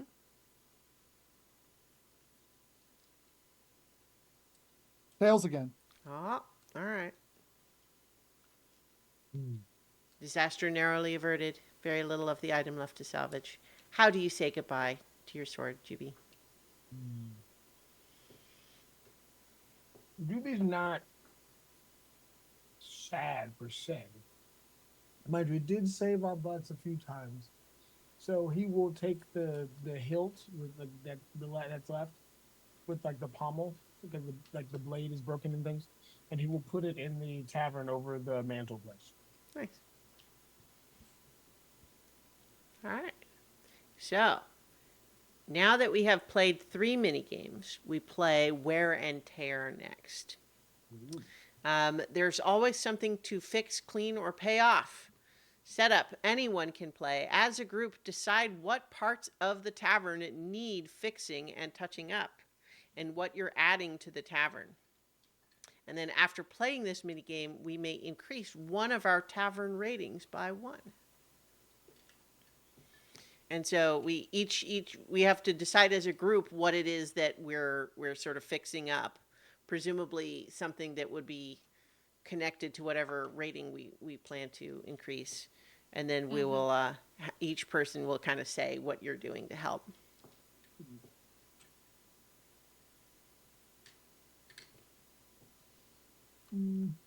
So, do we want to, we kind of suggested that when we found it, it was kind of maybe a little run down. Like, do we feel like Yeah. it just needs, it's a little bit, worn. It needs to be kind of actually deep cleaned up, like not Yeah. just swept and, clutter picked up, but like it needs to actually get some scrubs and like, Yeah, patch the roof Yeah. maybe or something, Mhm. you know.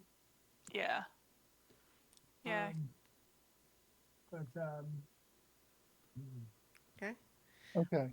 So I think Cassandra, with her agility, is climbing up on this light crystal to give it like a really thorough cleaning, from just all the little grime and dust that gradually accumulates on it. And just Especially with somebody with the cooking is going on, because all yeah. that oil gets in the air and Mm-hmm. a Mm-hmm. layer of grime just gets Yeah. on everything. So, and because it goes way up, because it like goes up into the ceiling, I think there's like a high ceiling, and I think there's just a lot up there that it's a little dangerous to really climb up there and try to get some elbow grease scrubbing up there. But that's what Cassandra is doing, and it's kind of feels a little bit like, oh yeah, I haven't had to maybe should have done some stretches. This is a little more than I've had to do in a minute. Corwin, being someone who likes being around people, is cleaning the windows inside and out. Those big panels of windows, um, along the two streets. It, it's not like that diner that has big plate glass. This is lots and lots of little individual panes. And so cleaning that isn't just a matter of running a squeegee over it. It's got a lot of work to it. Mm-hmm. And he'll tell you exactly how much that really is a lot of work. And yes, the kitchen needs cleaning, but you don't understand just how meticulous you have to be with these windows. And so yeah, he's out there and chatting with people, and yeah, that's what he's up to. Okay.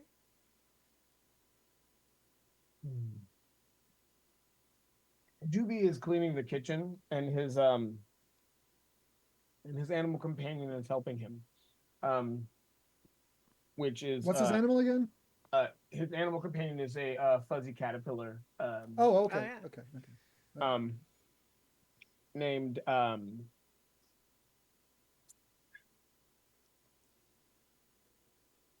Rowan, and it rides on his shoulder as he's cleaning through the kitchen. He's cleans off the stove, and then he's cleaning off some of the storage bins, and then he starts working on the dishes. Because but he's like, we're gonna need a new this and that, and he's thinking about kind of like what they're gonna need so they can make some good tavern food. And also he'll get to go hunting for it and scavenging for good ingredients. Yeah. And I think Laurel, when faced with the great big common room, she's going to convert her her staff into a double-headed mop and broom combo, and she's gonna put some scrubby brushes on her feet and just kind of go to town. And so you would probably you know see her bump up against Corwin and say, "Sing." We need to. Corbin we knows need to. what We need to songs. have. We need to have. We need to have some cleaning music in here. Sure. Very cool. I know you're lootless, but you're not out of tune. Yeah. Uh, so, What?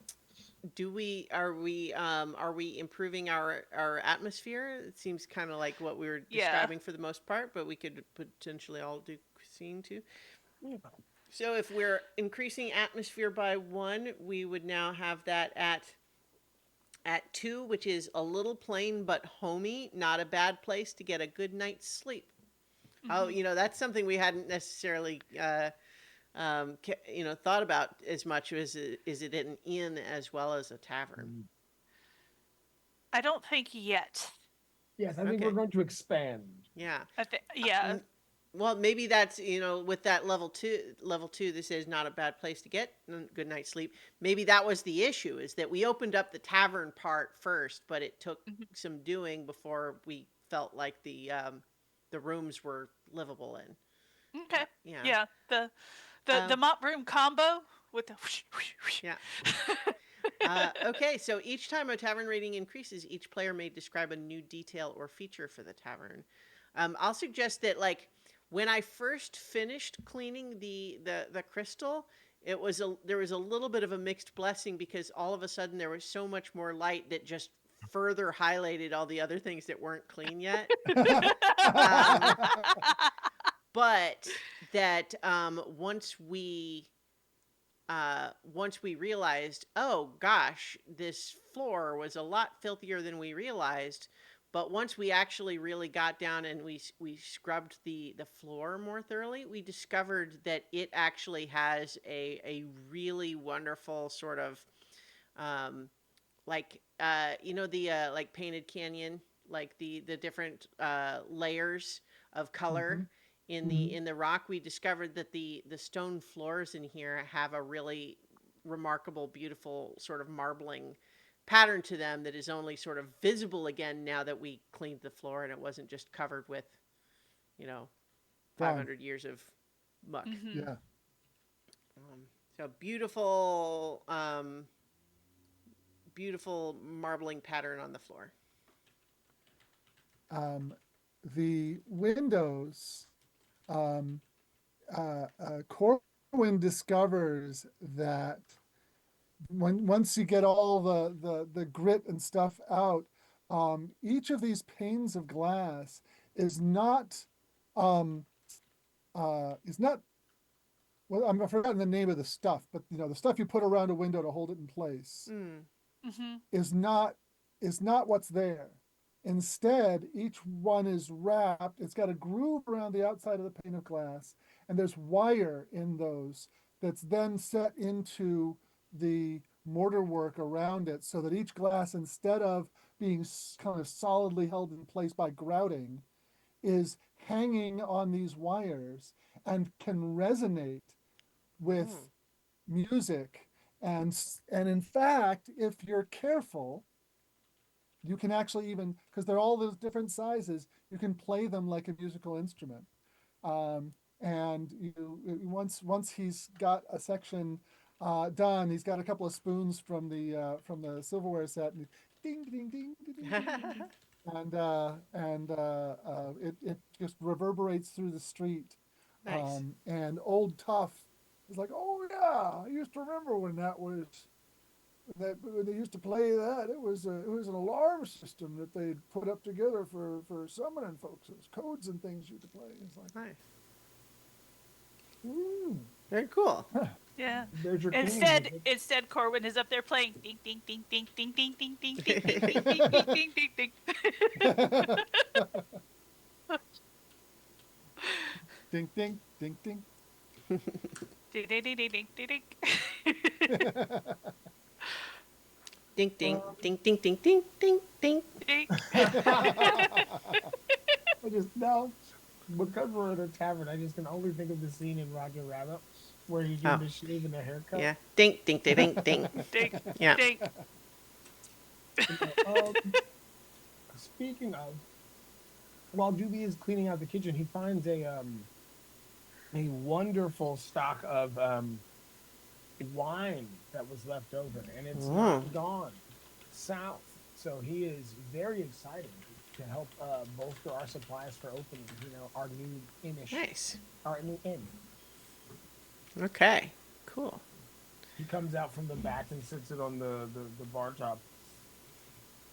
All right. You got music. We'll do some day drinking and cleaning. I think when Laurel is cleaning out the rooms upstairs and giving them a deep scrub, because you don't want people sleeping in icky rooms. Sure. She finds one that's been turned kind of into like a storage room back in a back corner. And after a lot of scrubbing and beating and, what have you, she finds this absolutely gorgeous hand-woven rug with brilliant colors. Like all kinds of colors, that is large enough that she has to get Juby and Corwin and Cassandra to help her haul it downstairs, and they roll it out in front of the fireplace, because of course this place has got a fireplace. Right. And so it's I want to say that this massive rug is like 10 feet wide by 20 feet long, and it just takes over that place in front of the fireplace, and of course our caterpillars absolutely love it. Old Tough's like, well, I thought that. Ooh, I thought they lost that almost 60 years ago. What was that? Old Miss Tally used to sew right down the way. She was one of the first seamstresses in town. All right. So that is Wear and Tear. We will be playing that again after we've done another 3. I still need to pick one before, and I guess Jason needs to pick one before we would start the cycle over again. I am going to pick Sliced. Maybe supply routes are disrupted. Maybe you need a unique signature dish. They all lead to the same place, cooking with monster parts. Page 80. So let's see. Okay, you can handle typical tavern food fine. You've got a very nice stew, great bread from a baker down the street, and plenty of ale. But sometimes supply routes get disrupted. Or maybe you just want to stand out from the rest of the taverns. Whatever the reason, you want to do one thing, cook with monster parts. I just realized the PDF has alt text for the pictures too. So setup. Anyone can play. One player is the cook. You'll determine the core ingredients of your dish by drawing 3 cards from a standard deck of playing cards, which I happen to have one right here. Awesome. Mm-hmm. For each card drawn, roll 2 6-sided dice. Each die determines the size of the monster and its habitat. And then interpret the card drawn based on the suit and rank. The rest of the players describe the ingredients in detail and tell you a highlight of each ingredient or a difficulty that comes with cooking it. Your character is a competent cook. Just remember to mention how you get around an ingredient's difficulty, or you may be criticized for it at the end of the minigame by the tasters. So, I think we have one of our characters is the chef. So, seems appropriate that Juby should be the cook in this game. So, we're going to each draw 3 cards, which I will draw, but I will let each person know which one is theirs. No. I think the cook draws Wait. the cards. Um, One player is the cook. oh, You'll okay. determine the core ingredients of the dish by drawing 3 cards. Okay. You're right. So, and then The everyone rest else of the players is, describe the ingredients. right. Okay. So, and for each card drawn, we're going to roll 2 6-sided dice. Do you have 6-sided dice, Jason? You want to? I've got D&D Beyond up here. I'll just use it. Okay. Actually, wait. I think I have a dice roller on my phone. All right. Well, that works too. You have a deck of cards? I have the deck of cards. Alright. That's fine. So Okay. I will draw the cards. So I've just shuffled. And so the 3 cards An 8 of clubs. I'll hold them up to the camera for fun. Clubs. Uh-huh. 8 of clubs. Jack of spades. And a 10 of diamonds. Okay. And so we have, so diamonds are seasonings, clubs are fungi, lichens, and molds. Hearts are animals and parts of animals, and spades, plants and plant-based products. And then features. So the 8 of clubs then is uh, rancid fungi, lichens, and molds, etc. A jack of spades is a parasitic plant or plant-based product. 10 of diamonds is a shiny seasoning mineral or sauce or spice or etc. And then you need to roll 2d6. Where's the what is the 2d6? Page 81 has the table with size and locale. Oh, I see. Yes. So and now so first of all the so roll 2d6 for the 8 of clubs. 4. So don't add them together. No, We no, need, no, we don't add need- them no, together. no. Tell us what Oh, it's separate. Yeah. yeah.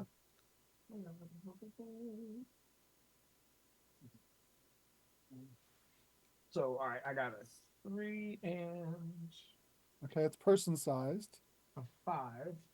That's Okay. the desert. found Yeah. in the desert. Person sized, found in the desert.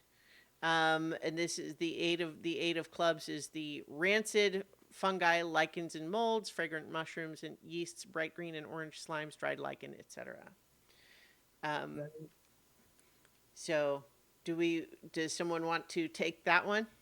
Yeah, To- I'll take that one. Okay.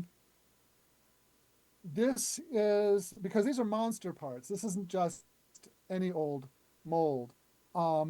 This is um, the desert version of yellow mold. And you'll recall that yellow mold is the stuff that in D&D that generally grows in cold climates and sucks the heat out of things. And so, when you find them underground, which is generally chilly, that's there. But red mold is works in reverse and stores up the sun's energy, and when things come nearby it, it projects that heat in like a gout of flame at things coming by. And that's the way it creates new fertile ground for it to spread into.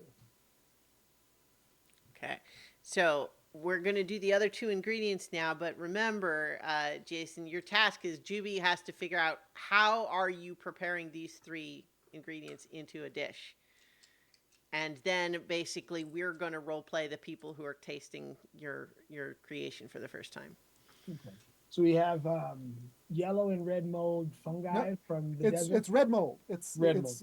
It's a variation on yellow mold, but it's red mold and it comes from the desert, and it comes in these patches of like 5 feet on the side, and harvesting it is very difficult because Yeah. So you've described some difficulties for it. You need a highlight too. Like why would you ever cook with Highlight. it? oh it's Page it's this- 84 has it's- example highlights, example difficulties. okay uh, um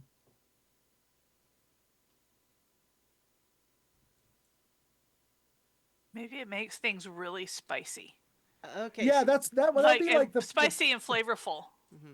yeah, it's well, it is to spice what MSG is to umami. So it's like an enhancer. It's a spice enhancer, and so whatever other, because one of the difficulties with spicy food is the spice can like overwhelm everything else, and all you taste is the heat. This balances that out with whatever else so if you're using it with peppers, it brings out the fruitiness in the peppers, or if you're using it with And with black pepper, it enhances the herbalness and that kind of thing. So I was So just it's looking ahead, and so there's more things than we were assuming. For one, rolling on the size and locale was not the intention of the dice, but that's okay. I think it's a perfectly acceptable way to do it. But um, now that you've said a highlight and a difficulty, we're all like, once we've done that for all three, each of us as tasters are also going to basically come up with something that they want from the dish. oh, okay. And then let's see. And then um, you're going to roll dice basically to see how successful you are in making the dish All right. with it. But in any case, so we did that all correctly for the first one, with the exception that we didn't necessarily have to do the dice for the locale and size, but I think that's kind of a fun Yeah. thing to Yeah. do. Okay, so red mold, very spicy, but difficult to harvest and cook with. That's kind of quick summary, right? I mean, we covered a lot. Yeah. All right, so go ahead and roll 2d6 again for the next one. A 3 and a 1. So that would be another person-sized underground parasitic plant. Do you want that one, Lee, or I could take it? Um.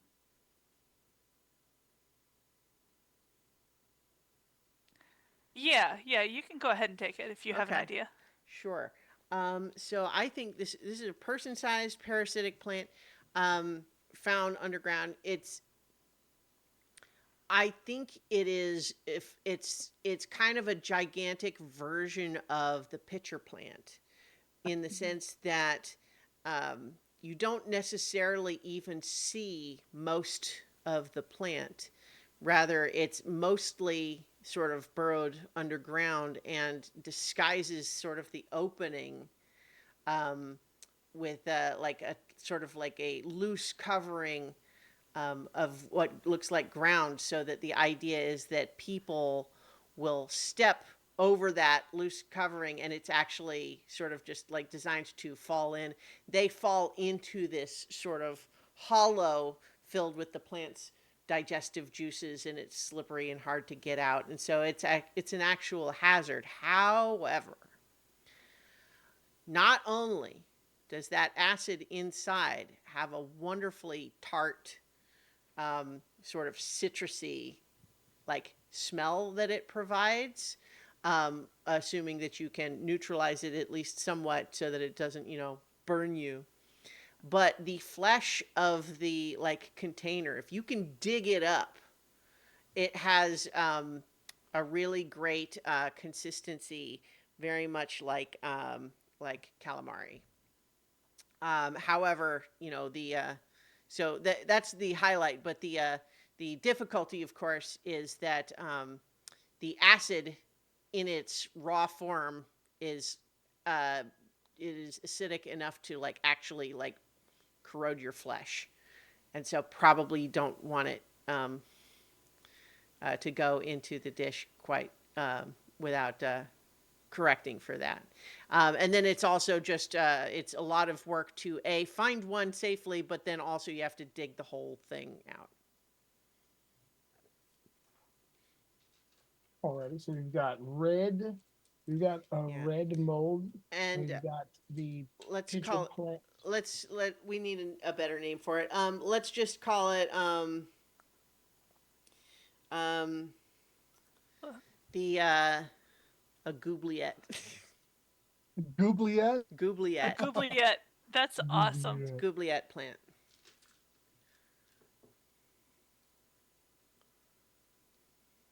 Now I want to light this thing up as a monster in D&D. Hazard, yeah. Mm-hmm. That is a hazard with playing with GMs. Yeah. Okay, so if you want to roll another 2d6, we'll figure out the size and locale for You're the last of these Our ingredients. shiny spice. Yeah. This is 5 and a 2. Okay. So A giant shiny spice from a snowy region. yeah. Well, so and in this case, I mean, you'll decide what that means, how to interpret it, right? You know, Yeah. it could just be it comes in big sizes. You know. Yeah. Is it- Can we? Now, it's not. Yeah, it's a monster that's giant in size and found in snowy regions, Mhm. from which you obtain this shiny Right. spice. Exactly. Good point. Yes. All right. Yeah. So diamonds are seasonings, crushed minerals, rich fermented sauces, powdered spices, flavored oils, thickening agents, etc. Okay. And it's shiny.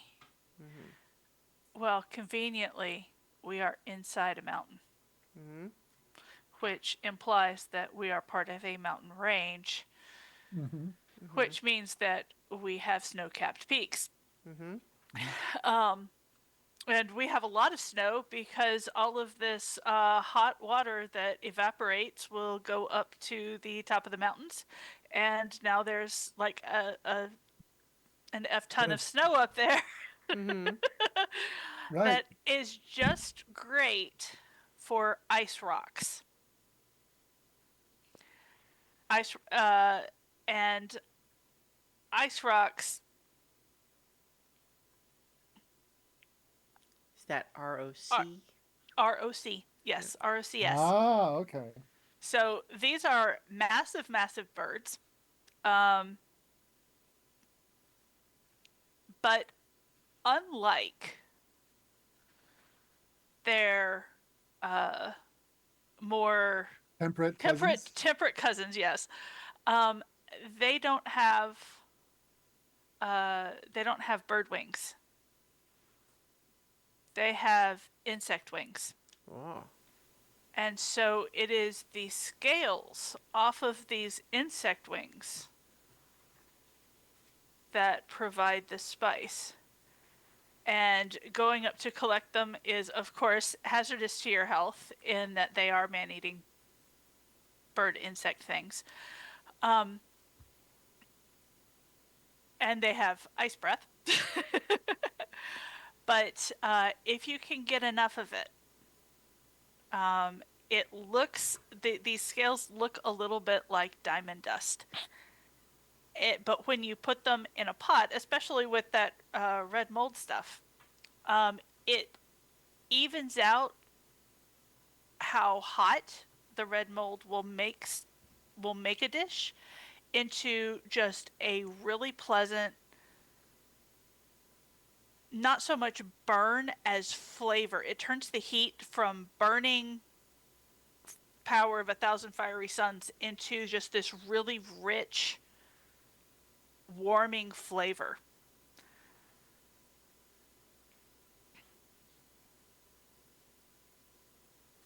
All right. So Yeah.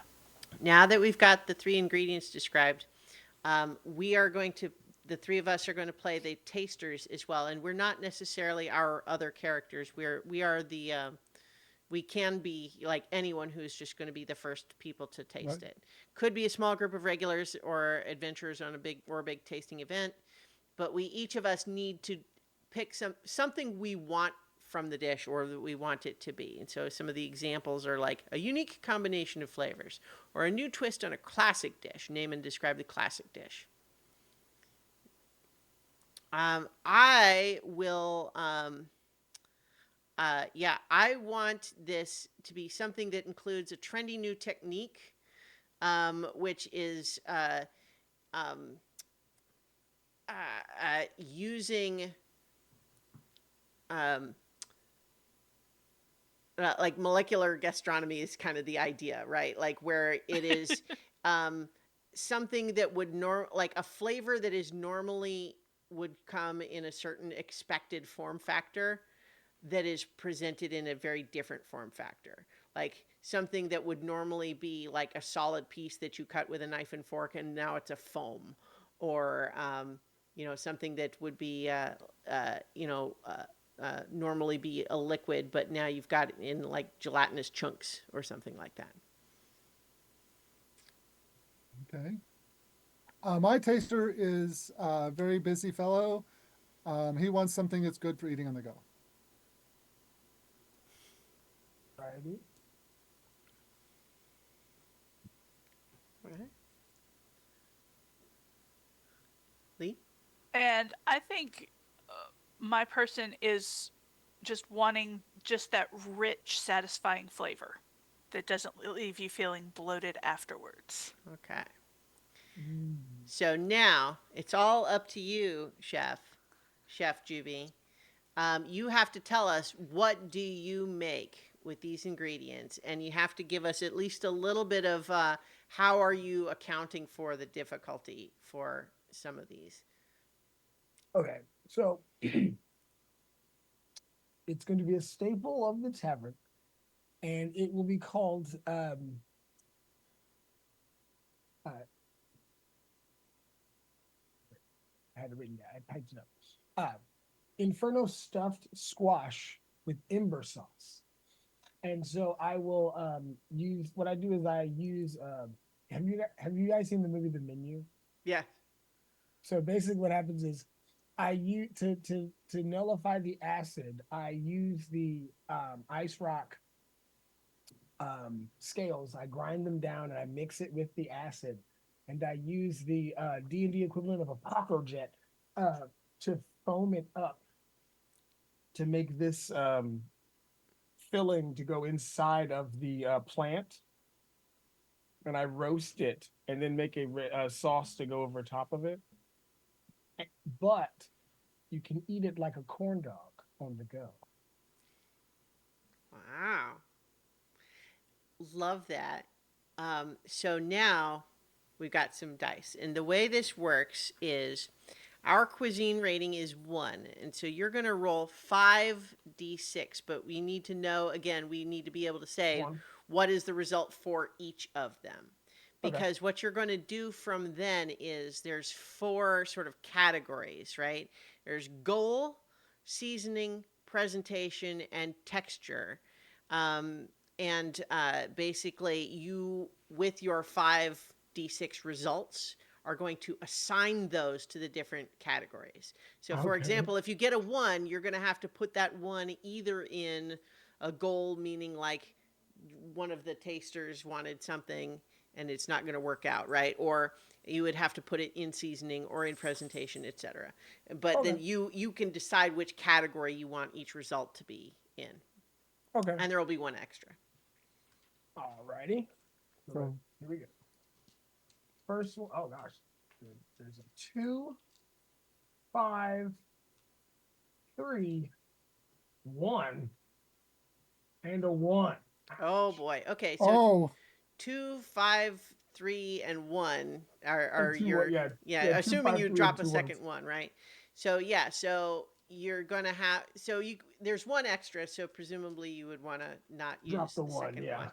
But that means you are Yeah. going to have a 1, a 2, a 3, and a 5, and so you have to say texture, presentation, seasoning, and goal, like the other on the go or unusual form factor, like that sort of thing. Like you have to decide where to put those numbers, and then we can Right. we'll tell you, we have prompts for each.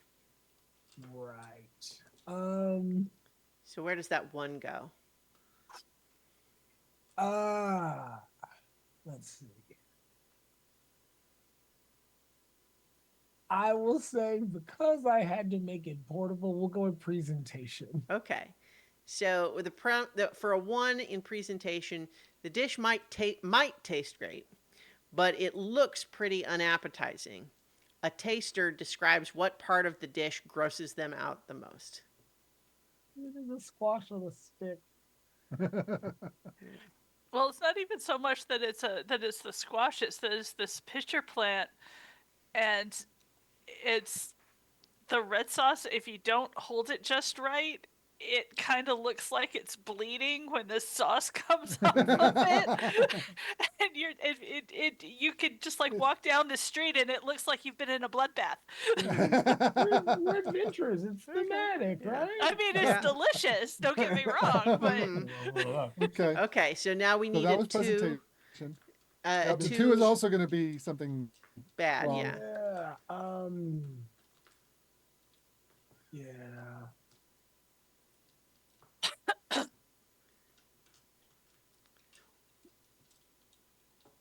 We'll go with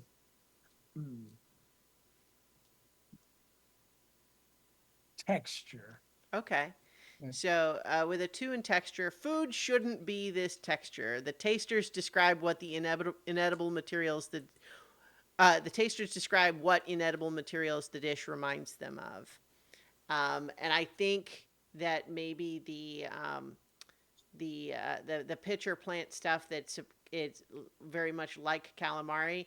Well, like calamari, it's just very chewy and rubbery.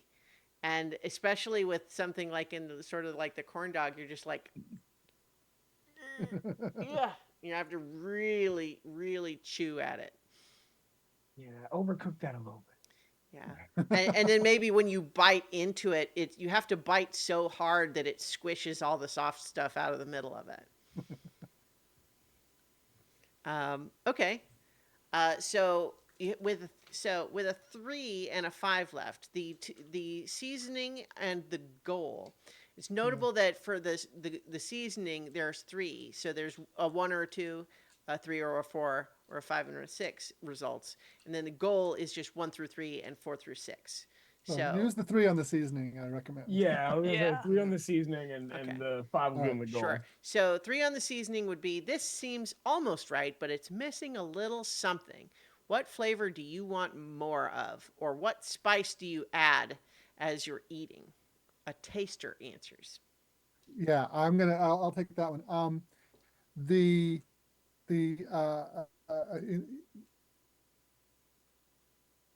it's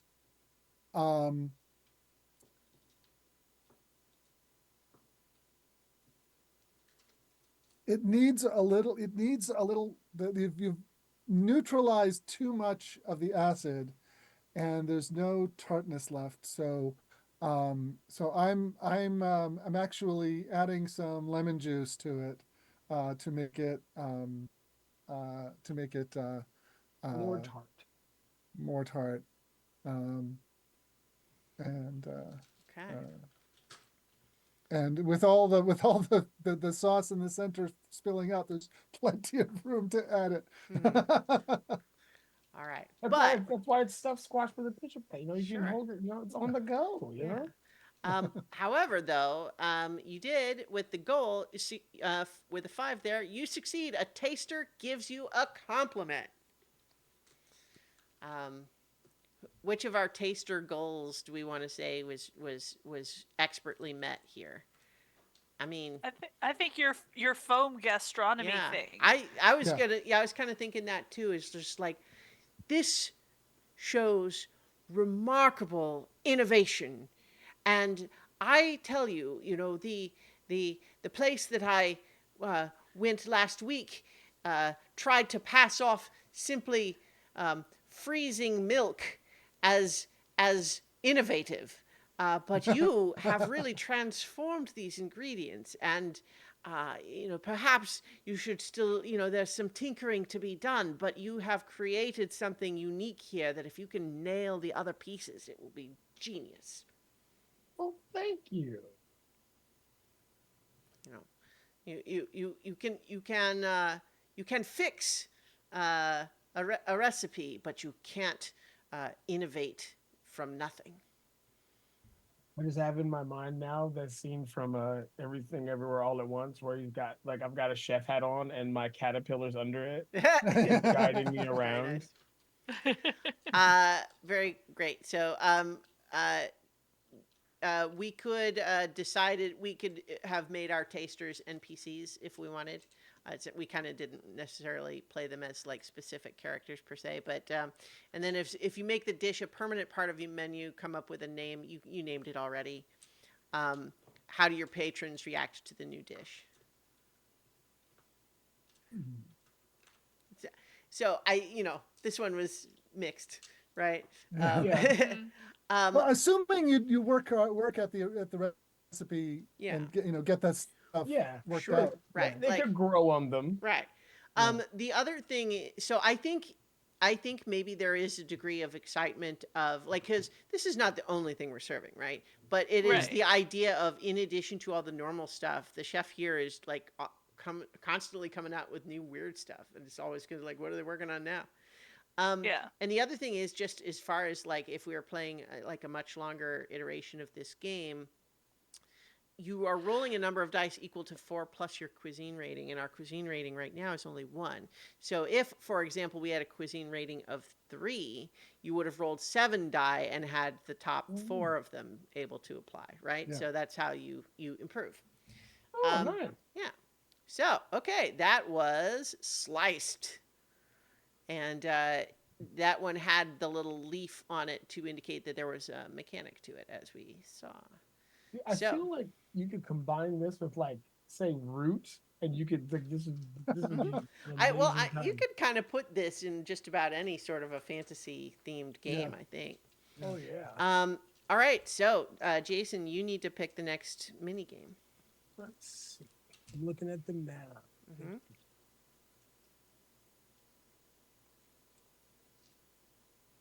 Where's the table? There we go.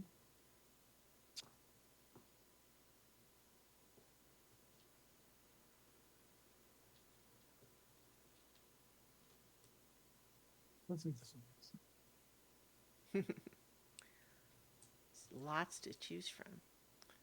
Oh, where's the one? I saw the one. It was the one about the coming, like the coming catastrophe thing. Oh, Shelter from the storm. shelter from the storm. Yes, there Yeah. it is. That's it. Early one morning, you feel it, a familiar ache in your bones. Something is coming. And that's a role play focused one. So let's look.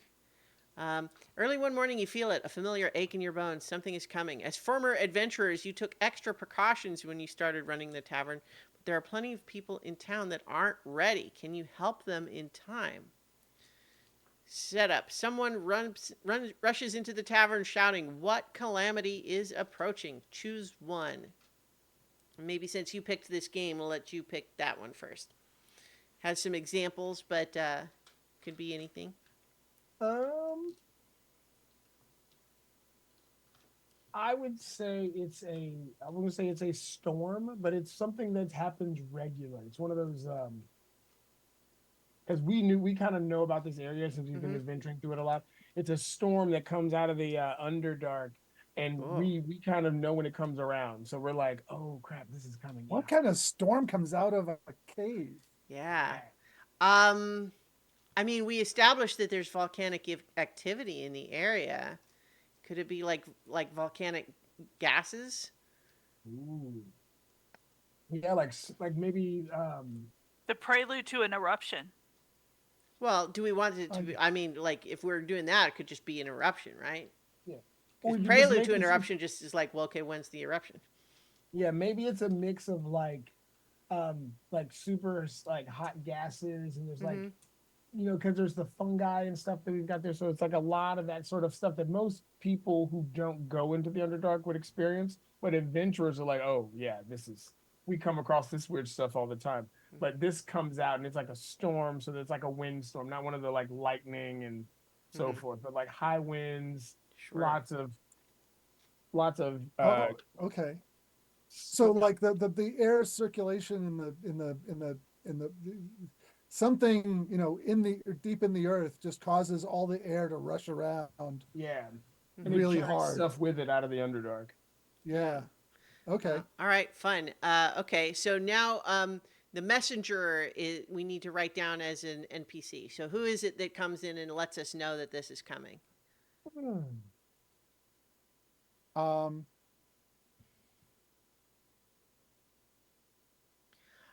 How about we've got an elf biologist that is constantly down in the Underdark studying all sorts of like, Underdark creatures, and they're a little eccentric. Like they come through town for supplies and everything, but we kind of get the vibe that like they're here to do like research and science, and presumably they're going to write a paper at some point. But we kind of get the vibe that she is never happiest than when she is all by herself in the middle of nowhere studying an odd bug. But she has rushed back into town to say that there's the signs indicate that one of these volcanic storms is coming. What's her name? Um, Um, um, Or his name. eh, We've got lots of. sure. I was thinking it's Grenny, like Grenny.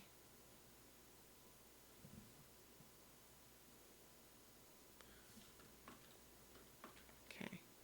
Um, Elven eccentric biologist. Often out in the wilderness. Likes it there.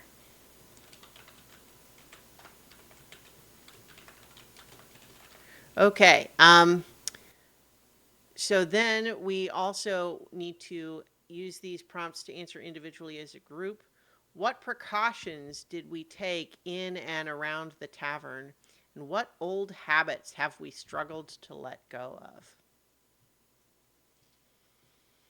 I think we probably have to reinforce those windows, right? Yeah, yeah. Um, so, um, I think protective wards outside the Mhm. windows to make sure that they don't get smashed. yeah. Mhm. yeah, yeah. There's a magical defense that's on the windows. Mhm. Okay. Sorry, Jason, that whole thing of being thrown out the windows is out the window. Or well, Well, we could turn it off. I think that these words are probably not all the time words. They're probably like Yeah, these are Yeah. this is the equivalent of when you get out the plywood to cover up your windows, right? right. Yeah. Right. And so I think that uh I think also they buzz like when these words Right, are right. up, they kind of give off a buzzing sound that you wouldn't want to have going all the time. Right. Um, what else? Mm. We need to bring in things from Um. outside. Do we have to Oh yeah, I will. Oh no, it's buried. It should be good. Mhm. I will take down the. You have to bring in the mask, our iridescent mask that's up by the light. You have to bring it in. We don't Well, want I it to get think rid of that's the light. inside, right? Yeah. Yeah. Oh, it's okay. I think that Well, I mean, maybe we think we have to take fragile things off of where they might fall off because the Yeah. ground might shake. Yeah. yeah, and because the entrance and the windows are not the only way in and out. Mm-hmm. We have to plug up the there's a seal we have to put on the fireplace flue Mm-hmm. so that wind doesn't come in or out of there. The latrines have to have covers put over them, and we have to Cover the cover caterpillar doors. the Yeah. caterpillar doors. Yep, And if and we, we have to put a special kind of clamp thing over the place where we get our water. There's a well that goes down to an underground stream that we and need we have to to. board up the we have to board up our like we have a small stable of guests coming on a horse or something like that. Yeah. I don't know if we've got that amenity.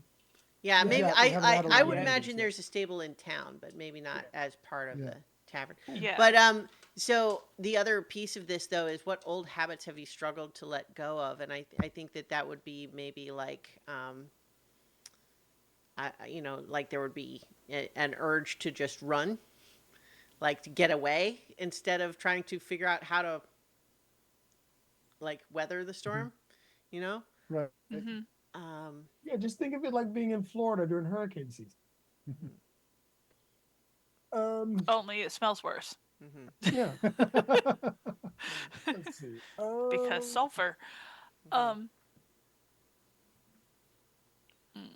So so I think that if we're done with that part, we can move on to the weathering the storm part. Mhm. Um, so in that one, take turns protecting the tavern, the town, or the surrounding area. On your turn, choose an action. There's a list of them here, and ask another adventurer to come with you. This is too big to handle alone, and then we would just sort of describe what we're doing there. Okay, So well, we, I'm grabbing Lauren to um, spread the word to shelter at the tavern. Laurel. okay, Laurel. Yeah, yeah, that's cool. Okay. Um, So should we go tell? I mean, should we spread the word around town for them to seek shelter at the tavern? Isn't that isn't what we that just what I Yeah. just said? Yeah. Yeah. Oh, yeah. You do around town. Um, Um, so I like, what does that look like when you're going around, the two of you are just I think we're this is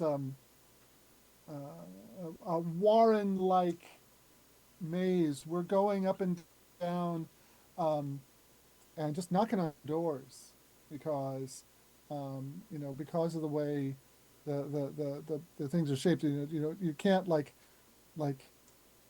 be a town crier because things don't because of the way things echo. People It can't be gets heard long distorted. distances. Yeah, or it Yeah, gets distorted. yeah. So we have to actually go door to door. mm-hmm. Um, Okay. You take one side of the street, I'll take the other side of the street. mhm. All right. Great. I have an idea for one that would be like a little further into the event, so I could maybe do that one later, unless someone else can't think of one yet.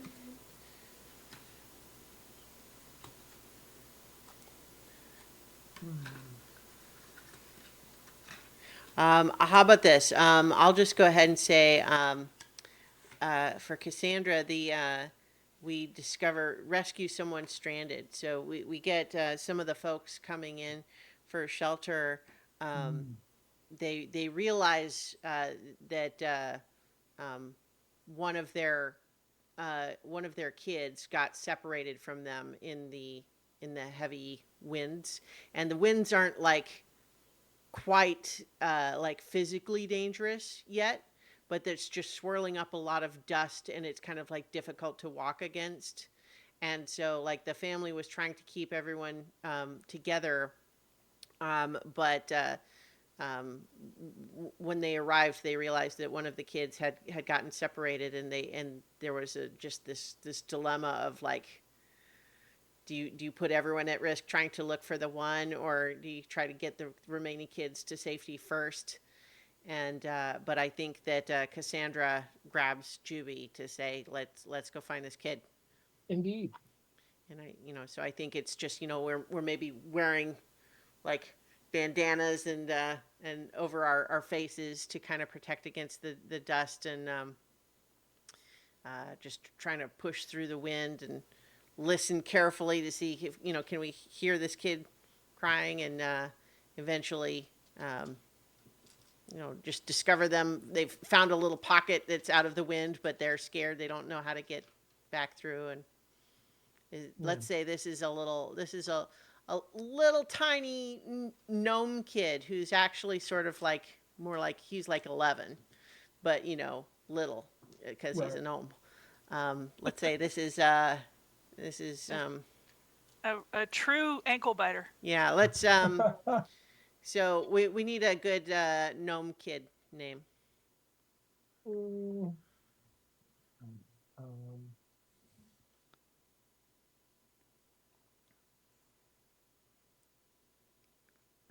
Hold on. Huh? um, let's. Okay, let's say his name is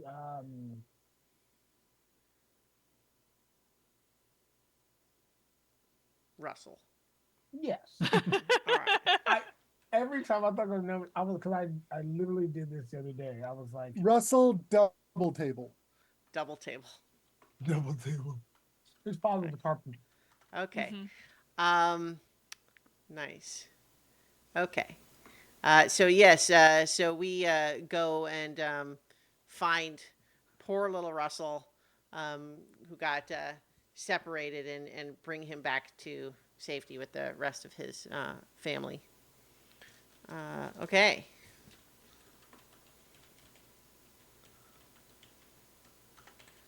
Little adolescent gnome kid, cute as a button.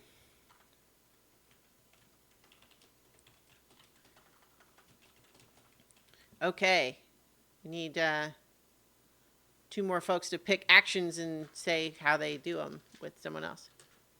I'm gonna pick cook something to share, because while Juby's avant-garde cooking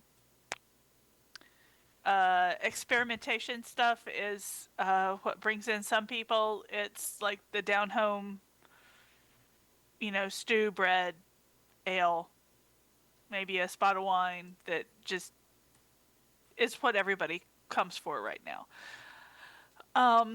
You Because make it's it, you make easy one as big pot of it and yeah, just like ladle it out.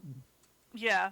And so while Cassandra and Juby are out rescuing the gnome kid, I think that means Corwin and Laurel are passing out bowls of stew and pints of small beer and uh, just making Right. sure everybody's fed and watered and you know comfortable, as Mm-hmm. comfortable as they can as it can be. Mm-hmm. Great. And then who hadn't done it yet? I guess Jason, right? Yeah. Yeah. I will.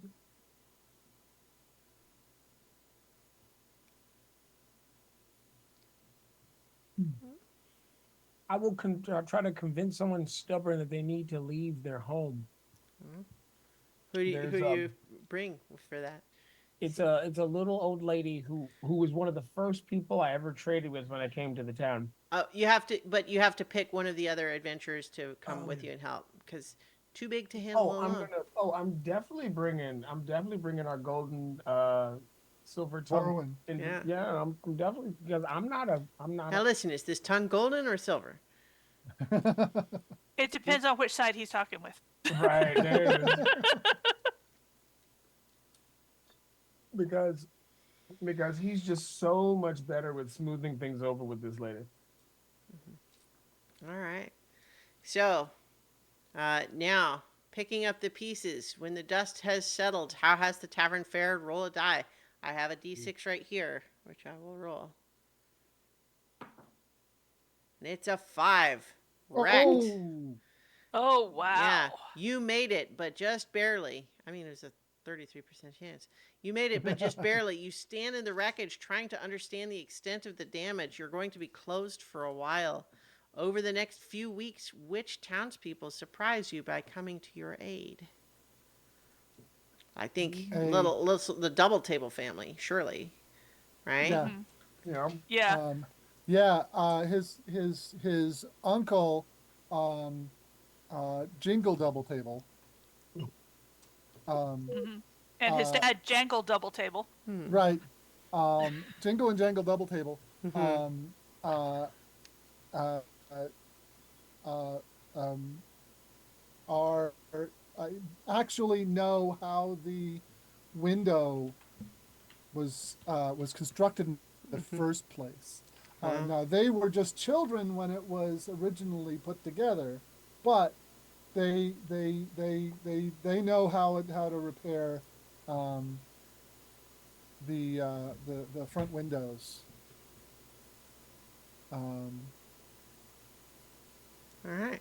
so that they're back to what because the real like everything went bad when the wards failed, Yeah. and Mm-hmm. the windows just completely exploded into the place. Luckily, Mm-hmm. we had spells and things to shield people from all the flying glass, Mm-hmm. but all we could shield was the people, and everything else just got smashed. I was thinking maybe the wards held for like inside to keep them from like shattering and flying inward, but basically Yeah. they're broken inside the ward. So as soon as you take the ward down, it's Okay. just like, Yeah.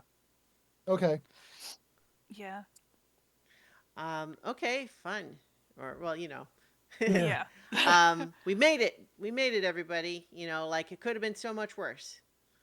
Yeah. Don't see how. But We, I think let's. No. Yeah.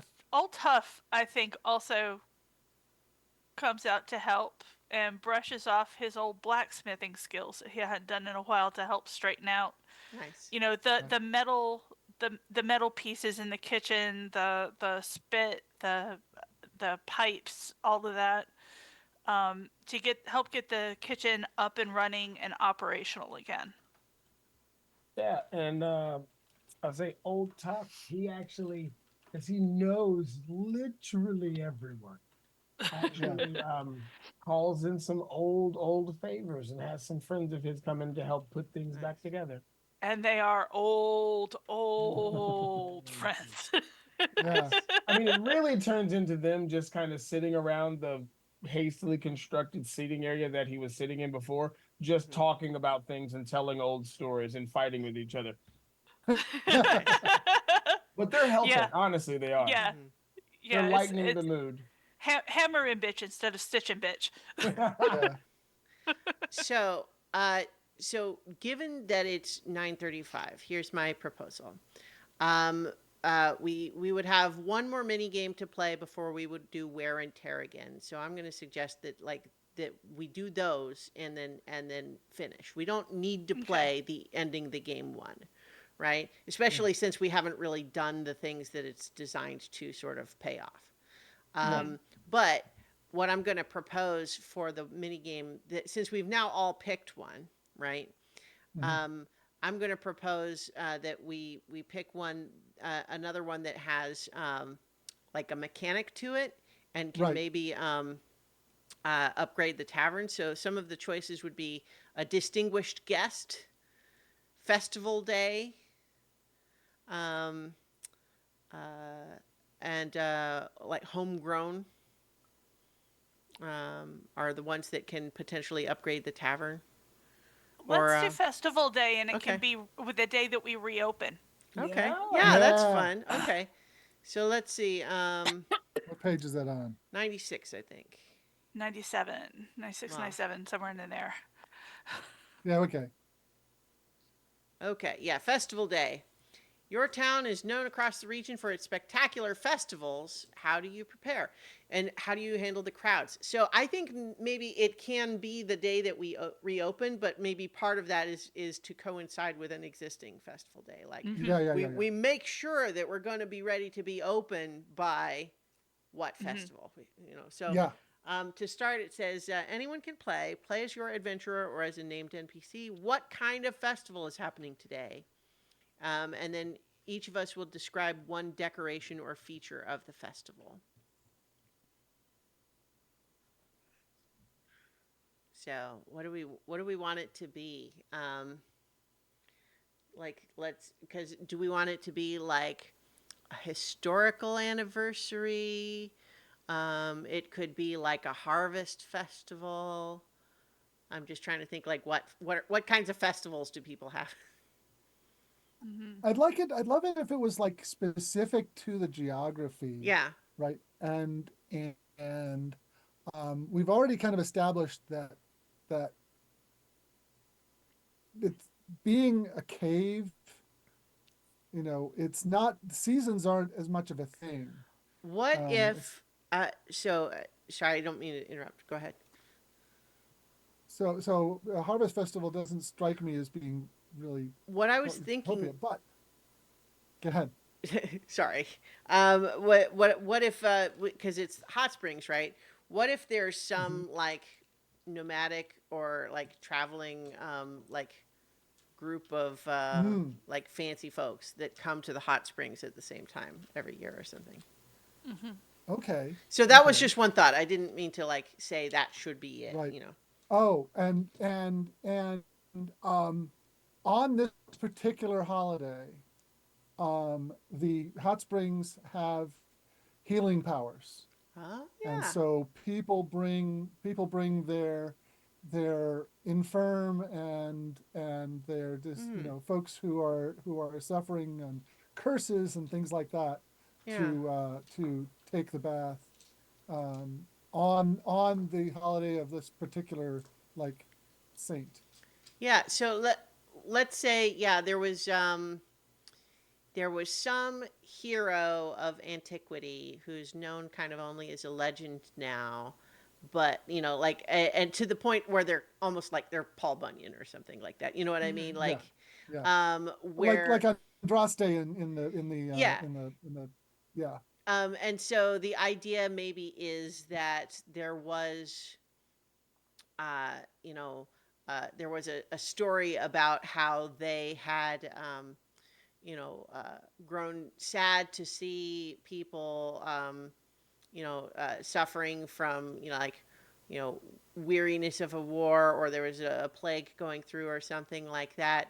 And so they chose to, I, I just was thinking like, uh, depending on the version of the story you hear, there's the people who like to tell the version where they uh, skinny dipped in the hot springs and granted them the magic powers. But then there's probably the child-friendly version, which is they dipped their toe, just a simple toe, into the water.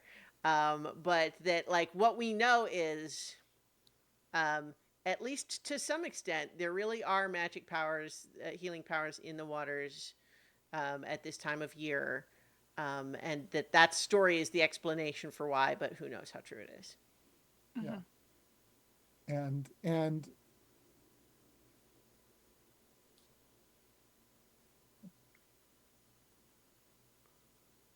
as it's gotten more well known and as it's become more peaceful here, more and more people are showing up, and um, one of the challenges has been to get everyone who needs access to get them through. So um, uh, and to house all these people. So like, oh yeah, the tavern's booked solid 6 months in advance. At this point, people in town are renting out spare bedrooms. They're renting out their bedrooms and sleeping in the living room. There's people staking out sections of street. Um, uh, There's Mm-hmm. a lot of camping outside Yeah. a lot the of where the camping mountain outside. entrance. There's lots Yep. of camping in like pavilions and things. Mm-hmm. Mm-hmm, mm-hmm. Um,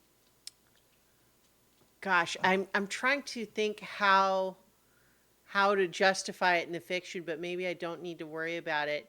Maybe there's a special kind of like, I don't want to say disposable quite, but like there's a special kind of robe that everyone sort of wears around when they're visiting those. So it's just you'll see people just like all over town doing whatever, but like everyone's wearing this one special kind of robe.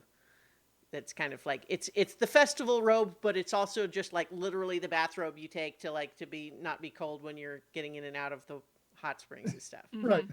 Well, it started off that way, and then just became Yeah, and the and I'm and it's how you tell the tourists from the townies. yeah, Yeah, it's and just kind and of one of those things that happens that kind of builds out of like with Rocky Horror Picture Show midnight showings, like how they yeah. just spring this life of their Hmm. own. Uh, Great. Do we need a few more details for this, or I think we got a fun? I think we've got Okay. it good. So does your character care about the festival? Do they hate it? Um, I think for Cassandra, she is got long history of thinking of festivals as work because that's when you're picking pockets, that's when there's a lot of Mhm. tourist distraction. And so like festivals are when you work. as opposed to like a fun thing. And I think suddenly sort of feeling like I'm retired from the sort of things that I would normally think of as work for this. Do I want to try doing festival things? Sounds suspicious. Yeah. What about Laurel, Juby, and Corwin?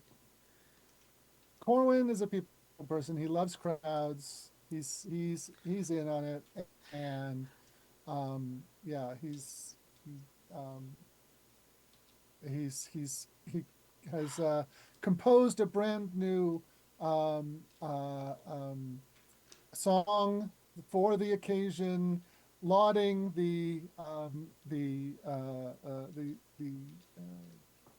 many virtues of the saint that created the healing day in the first Mm-hmm. place, and it does that thing where he sets up a rhyme that's going to be something filthy, you know, like uh, you know, such and such a saint from days long past. You could tell by her glorious Feet. and then and then change the word so that it isn't the word Mm-hmm. that rhymes with the Yeah. theme. It's something and go off into something else. It's and shaving cream is the great example of that from the old Dr. Demento days. But there's lots of examples of those. Saw one on Honest to Betsy the other day. And yeah, he's it's irreverent, but nobody could actually like point to anything to fault him for. Mm-hmm. Yeah. Julie has taken the ingredients from his dish. Because it's a celebration, he has turned them into a sweet and savory pumpkin tart and is super excited to get this out here. And so he's been really busy about this festival, getting little booths set up and all sorts of things. He's been running around, but he's very into it because he has his bathrobe on. Nice. and So the tarts are colored the same blue green as the water in the pools. nice. Okay, so here's how the rest of the mini game works here. We're going to take turns challenging another player to these challenges that are on these next pages. So, like, Mm-hmm. um, I, as a player, would challenge one of the other characters to do one of these challenges, and so uh, once you hear the challenge, you describe like what it is that you're doing to try to overcome that challenge, and then you'll flip a coin. However, what you could also do if it seems appropriate, is you can use one of your experiences, one of your adventure experience or town experience, to automatically succeed and gain a point. And then when if you win, you gain a point. Um, and then if you lose, you are knocked out for the rest of the mini game. And so if we get to 5 points, then we win. Or if all the characters get knocked out, then we would end the mini game. Um, it's we can also, if we have players get knocked out, then we can also have, or rather, player characters knocked out. We can have players take on some of our named NPCs. And so it's getting knocked out for everybody would be all four of our player characters and the named NPCs we've got so far. Make sense? Everyone Okay. okay? Um, Yep, yep, so, yep. so to start, how about we have? I will challenge um, uh, Corwin. Okay. A very upset guest is causing a commotion. You draw lots, and you've gotten the short straw. Okay. Well, uh, Corwin has now the one thing that's not clear is um,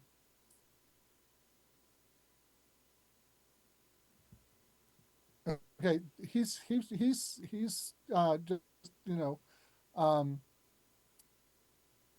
going to talk them out of it. The is the using experience I to think automatically succeed, you does that come after you flip, or is that no, before? I think you would do it instead of flipping, but I think the other piece Okay. of it is that I think it says during a challenge, but I think it because the challenge is obviously it's just a one-time pass or fail. It must mean that you can in one challenge use an experience. I don't think you could just do it on any of them. No, no, yes, I know Yeah. that, but what I'm saying is, do I flip the coin first and then if I fail, I can use it, No, no, or I think you have to do it instead of flipping. okay. So this is so very much in Corwin's wheelhouse that I'm gonna use up the golden words, Okay. um, convince anyone of anything, and um, and calm them down. And the guest is a high-ranking member of the court, and um, uh, the royal court, and has is really quite upset that he has to wait in line behind commoners. Clearly, someone of his rank should be given first access. Hmm. And that hangnail on his foot is causing trouble for the government of the entire town, for the entire kingdom, because he can't get around as well, with this mild pain that he has. That's been causing him trouble. So um, what Corwin convinces him of is that by actually going last, he'll be able to make much more grand show of things, and bolster his reputation both at court and with all of these fine people. Um, and that everybody knows that the last one to arrive at the party is the one who's got the highest status. Hmm. Um, and uh, so yeah, All right. that's what he does. Great. So And like I that's said, burning experience on that one. sure. What So that's 1 point for our team. All right. Who wants to assign the next challenge? I think it's the points are um by individual, right? No, because it's it as if your Oh, characters when we've earned earned five five, or well, more yeah. points, yeah. So if we Okay, get all to right. 5 points without everybody being knocked out, then we get I to got it. yeah. Okay, got it. Hmm. Okay. Hmm. Yeah. I've got one for Yeah, sure. for our chef, Hmm. whose name eludes me for like Juby. Juby. Juby. Yeah. You severely underestimated the amount of prepped ingredients you would need for the festival and have to use a knife faster than you ever have before.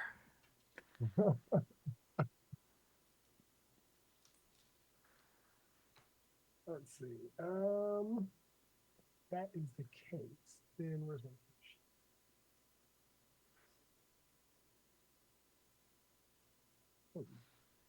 You know what? I'll flip the coin instead. Okay.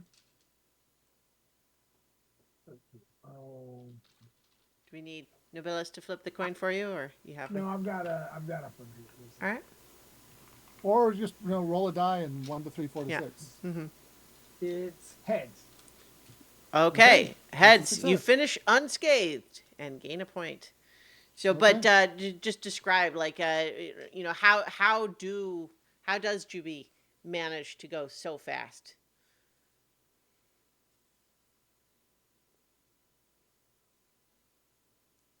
Hmm.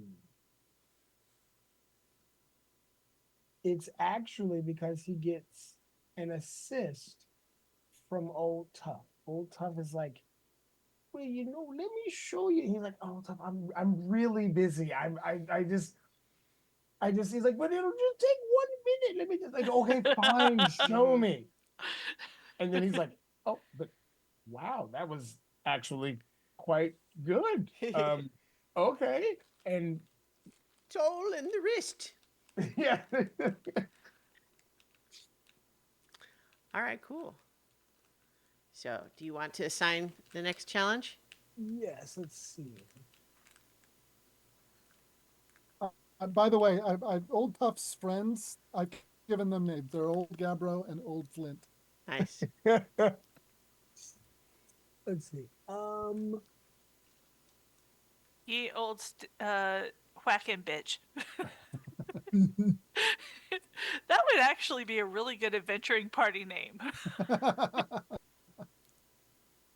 All right, here we go. Is an adventurer is a little careless in handling a magical artifact, and it goes haywire in the middle of the festival.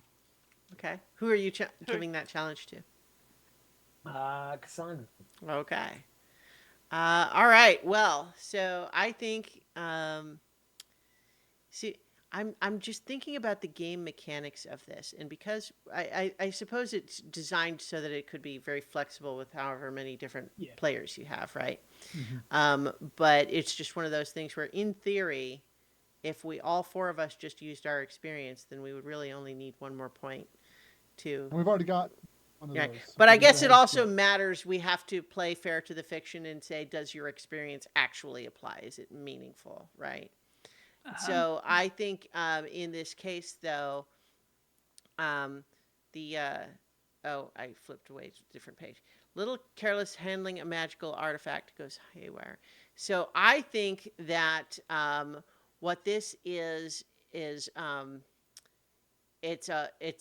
a wand of fireworks, but basically they dropped it and it's still sort of shooting off like Roman candles, but it's like flipping all over the ground, going poof, Right. so shooting them off in random directions. And so I'm going to use my rogue experience, Cat's Grace, extraordinary agility, to say that I managed to hop around and not get struck by these fireworks, and to get a handle on the wand so I can depower it. So that would be, it's contained with only a few hats blown off and maybe a table upturned. Now, is this the last point we need? No, we need Well, 5. that So was that's number three. number 3. Oh. All right. So Okay. we My turn to need. choose. I guess. Well, we at the very least we probably want to make sure we're giving challenges to everybody. So Lee Right. needs to do it So still. yeah. So Lauren, Laurel. the equipment Laurel.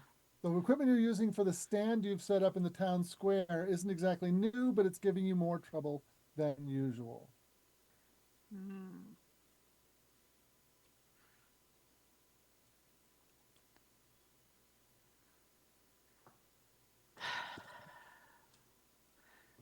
See, I've got Green Thumb Shapeshifter, Unconventional Solutions, and Bounty as experiences. But I'm not sure that actually would apply You're to gonna flip. like, yeah, I think I'm gonna flip. All right. Okay. I have a quarter. All right. Okay. I ran and got a quarter. Let's see. Let's see. What kind of equipment would I be doing in the town square? I mean, it could just be stands for handing out the robes, or could just are Oh, I'm we? sure that. I mean, I'm sure that the actual hot spring part of it is only part of the whole festival. Yeah. Oh yeah. Oh, So we maybe may. it's a stage for the tart eating contest. Oh, there you go. Yeah. Well, and for that matter, all of the tarts. Yes. All the Yeah. tarts. So like the And- tarts need to be set yeah. out and ready to go. Right. Okay. Yeah, but what about that is equipment giving me trouble? Well, it's just like you're trying to set up a stand and You're, it's not you've working. got, yeah. Imagine if an IKEA piece had a page missing from the instructions Mhm. and screws that aren't on the list, and the Allen wrench is missing. Like the So like cavern, normal. the cavern floor there is uneven, and so no matter where you put the table, it's wobbly. Yeah, Yeah. imagine if IKEA set up had directions for setting up like a stage performance. All right, so what I I would put really together a need is bunch of IKEA furniture. I'm not going to slander them. Oh yeah. no, I love It usually comes together just fine. But no. imagine if it didn't. Mhm. Yeah.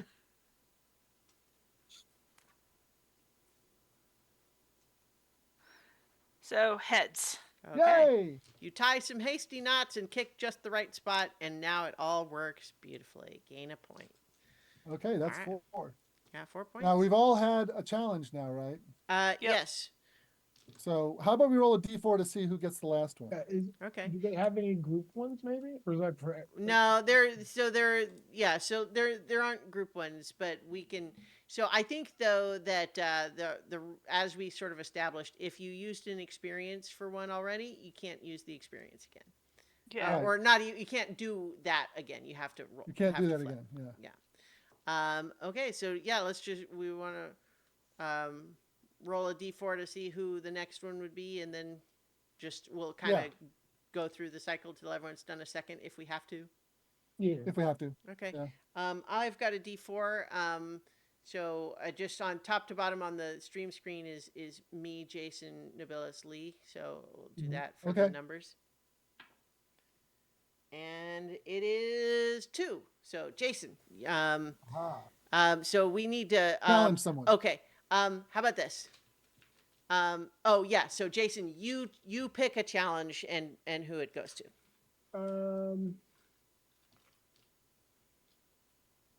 You know, but let's see. Okay. And the challenge will be, where did I put my?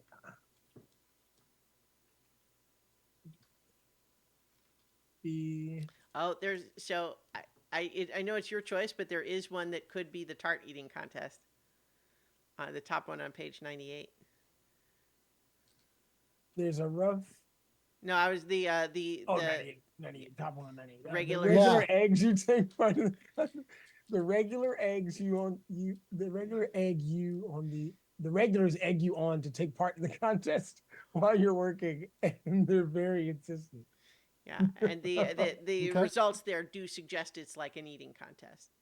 Yeah. Yeah. Okay. Tails. Oh boy. I'm knocked Oh. out. About halfway through, you start feeling very sick and need to recuperate out back for a while.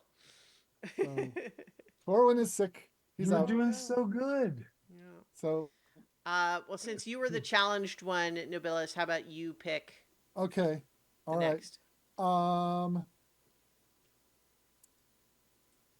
A dancer has gotten injured before a big before the big group dance that's happening right in the center of town.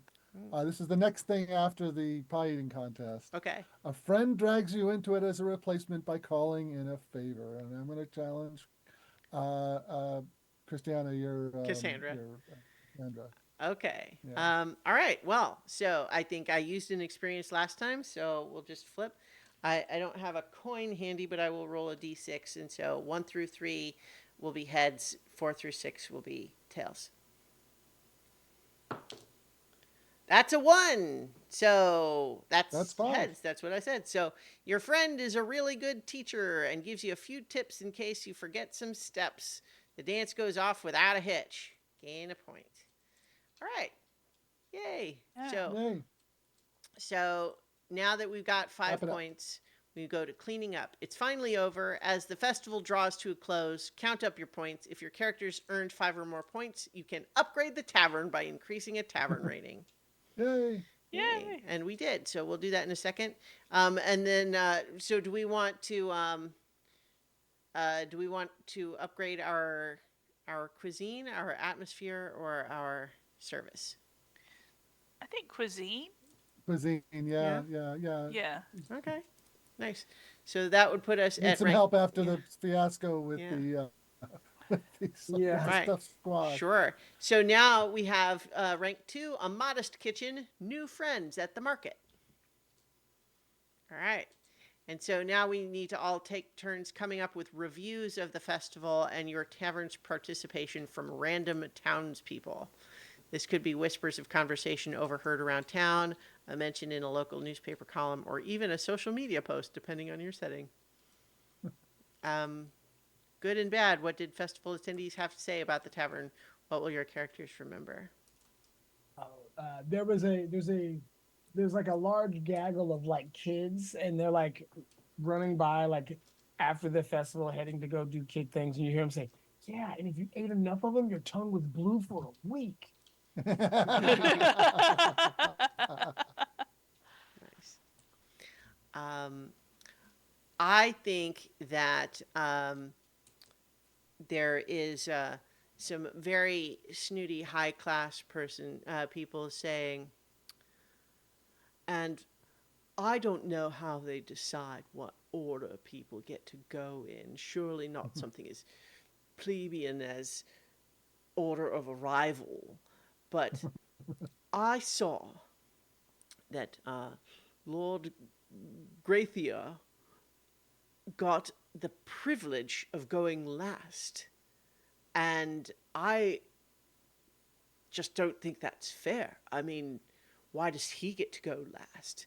Uh, why is this something that some privilege? I think he must have an in with the people who run this thing, and you better believe that next year I'm going last.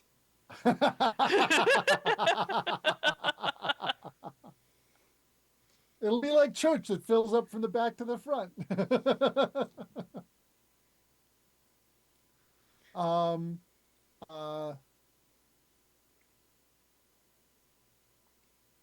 a review written in the royal newspaper back in the big city.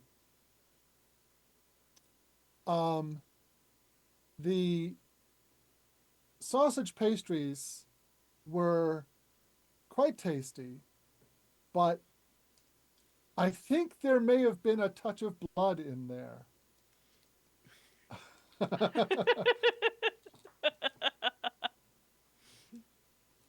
Now, probably not anything that mortals would have tasted, but as a vampire, I am sensitive to these things. Nice. Uh, Yeah. Um, I think. I mean, we had a big party down from the capital. I think Laurel's friend Tasha, oh or yeah. Laurel's ex Tasha, came down and just gave her a great big hug and said, "I'm so glad that the repairs worked out and this was amazing, and Awesome. maybe we can write." Yeah. Um, Ooh. I Now think. that you're in one place for longer than 2 minutes. Um, yeah, and A rekindled romance. yeah. That's Maybe. tasty. Um, I think so. Yeah, because this is the sort of the last part of it. What will your characters remember? I think that Cassandra remembers that dance because it was interesting learning the new dance and then like sort of being like praised that it goes so well and doing this group activity feels like part of the community. But I think that there's also a moment where part of the dance is sort of getting spun by your partner, and then like kind of rolled into just sort of a very brief embrace before that you part again, and it was just like there's a particularly handsome guy does that for her, and then there's just this moment where she's like, "Am I blushing? What is this? What is this?" Oh. And then there's a little bit of a like later that night. It's kind of like, what happened there? I'm still thinking about this. Why am I still thinking about that guy? Anyway. All right. Who else? What's a memory from the festival? I think, Jason, you're the only one who hasn't produced one yet. Oh, let's see. Um,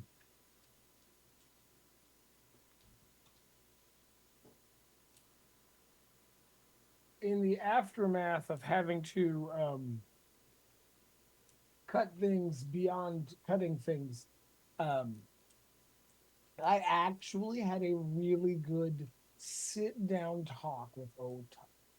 And he, it was we shared a cup of ale. It was actually pretty nice. And he fell asleep. Uh-huh. I'm just like, yeah, old Tom. Yeah. It was like, oh well. Okay. So that's lovely. I think we said we were going to do one more wear and tear after this, but especially since we got Yeah. our upgrade and we're past 10, I Mhm. think we'll maybe. How could we top that as the festival as a good way to finish for tonight anyway? Yeah, yeah. Yeah. Okay. So thank you everybody for listening in or watching. This was Stewpot from Evil Hat Games. It's a new game you can go Never buy. seen a dud from Evil Hat. Yeah, it's lots of fun, as you can see, and there was way more mini games than we got a chance to play. Very sweet, good art, love it. So you can check that out. But then we hope to, fingers crossed, next week have everybody back so we can conclude our Planescape campaign. But in the meantime, everyone, will be back for more adventure on so many levels. Yay! Wow. Yay!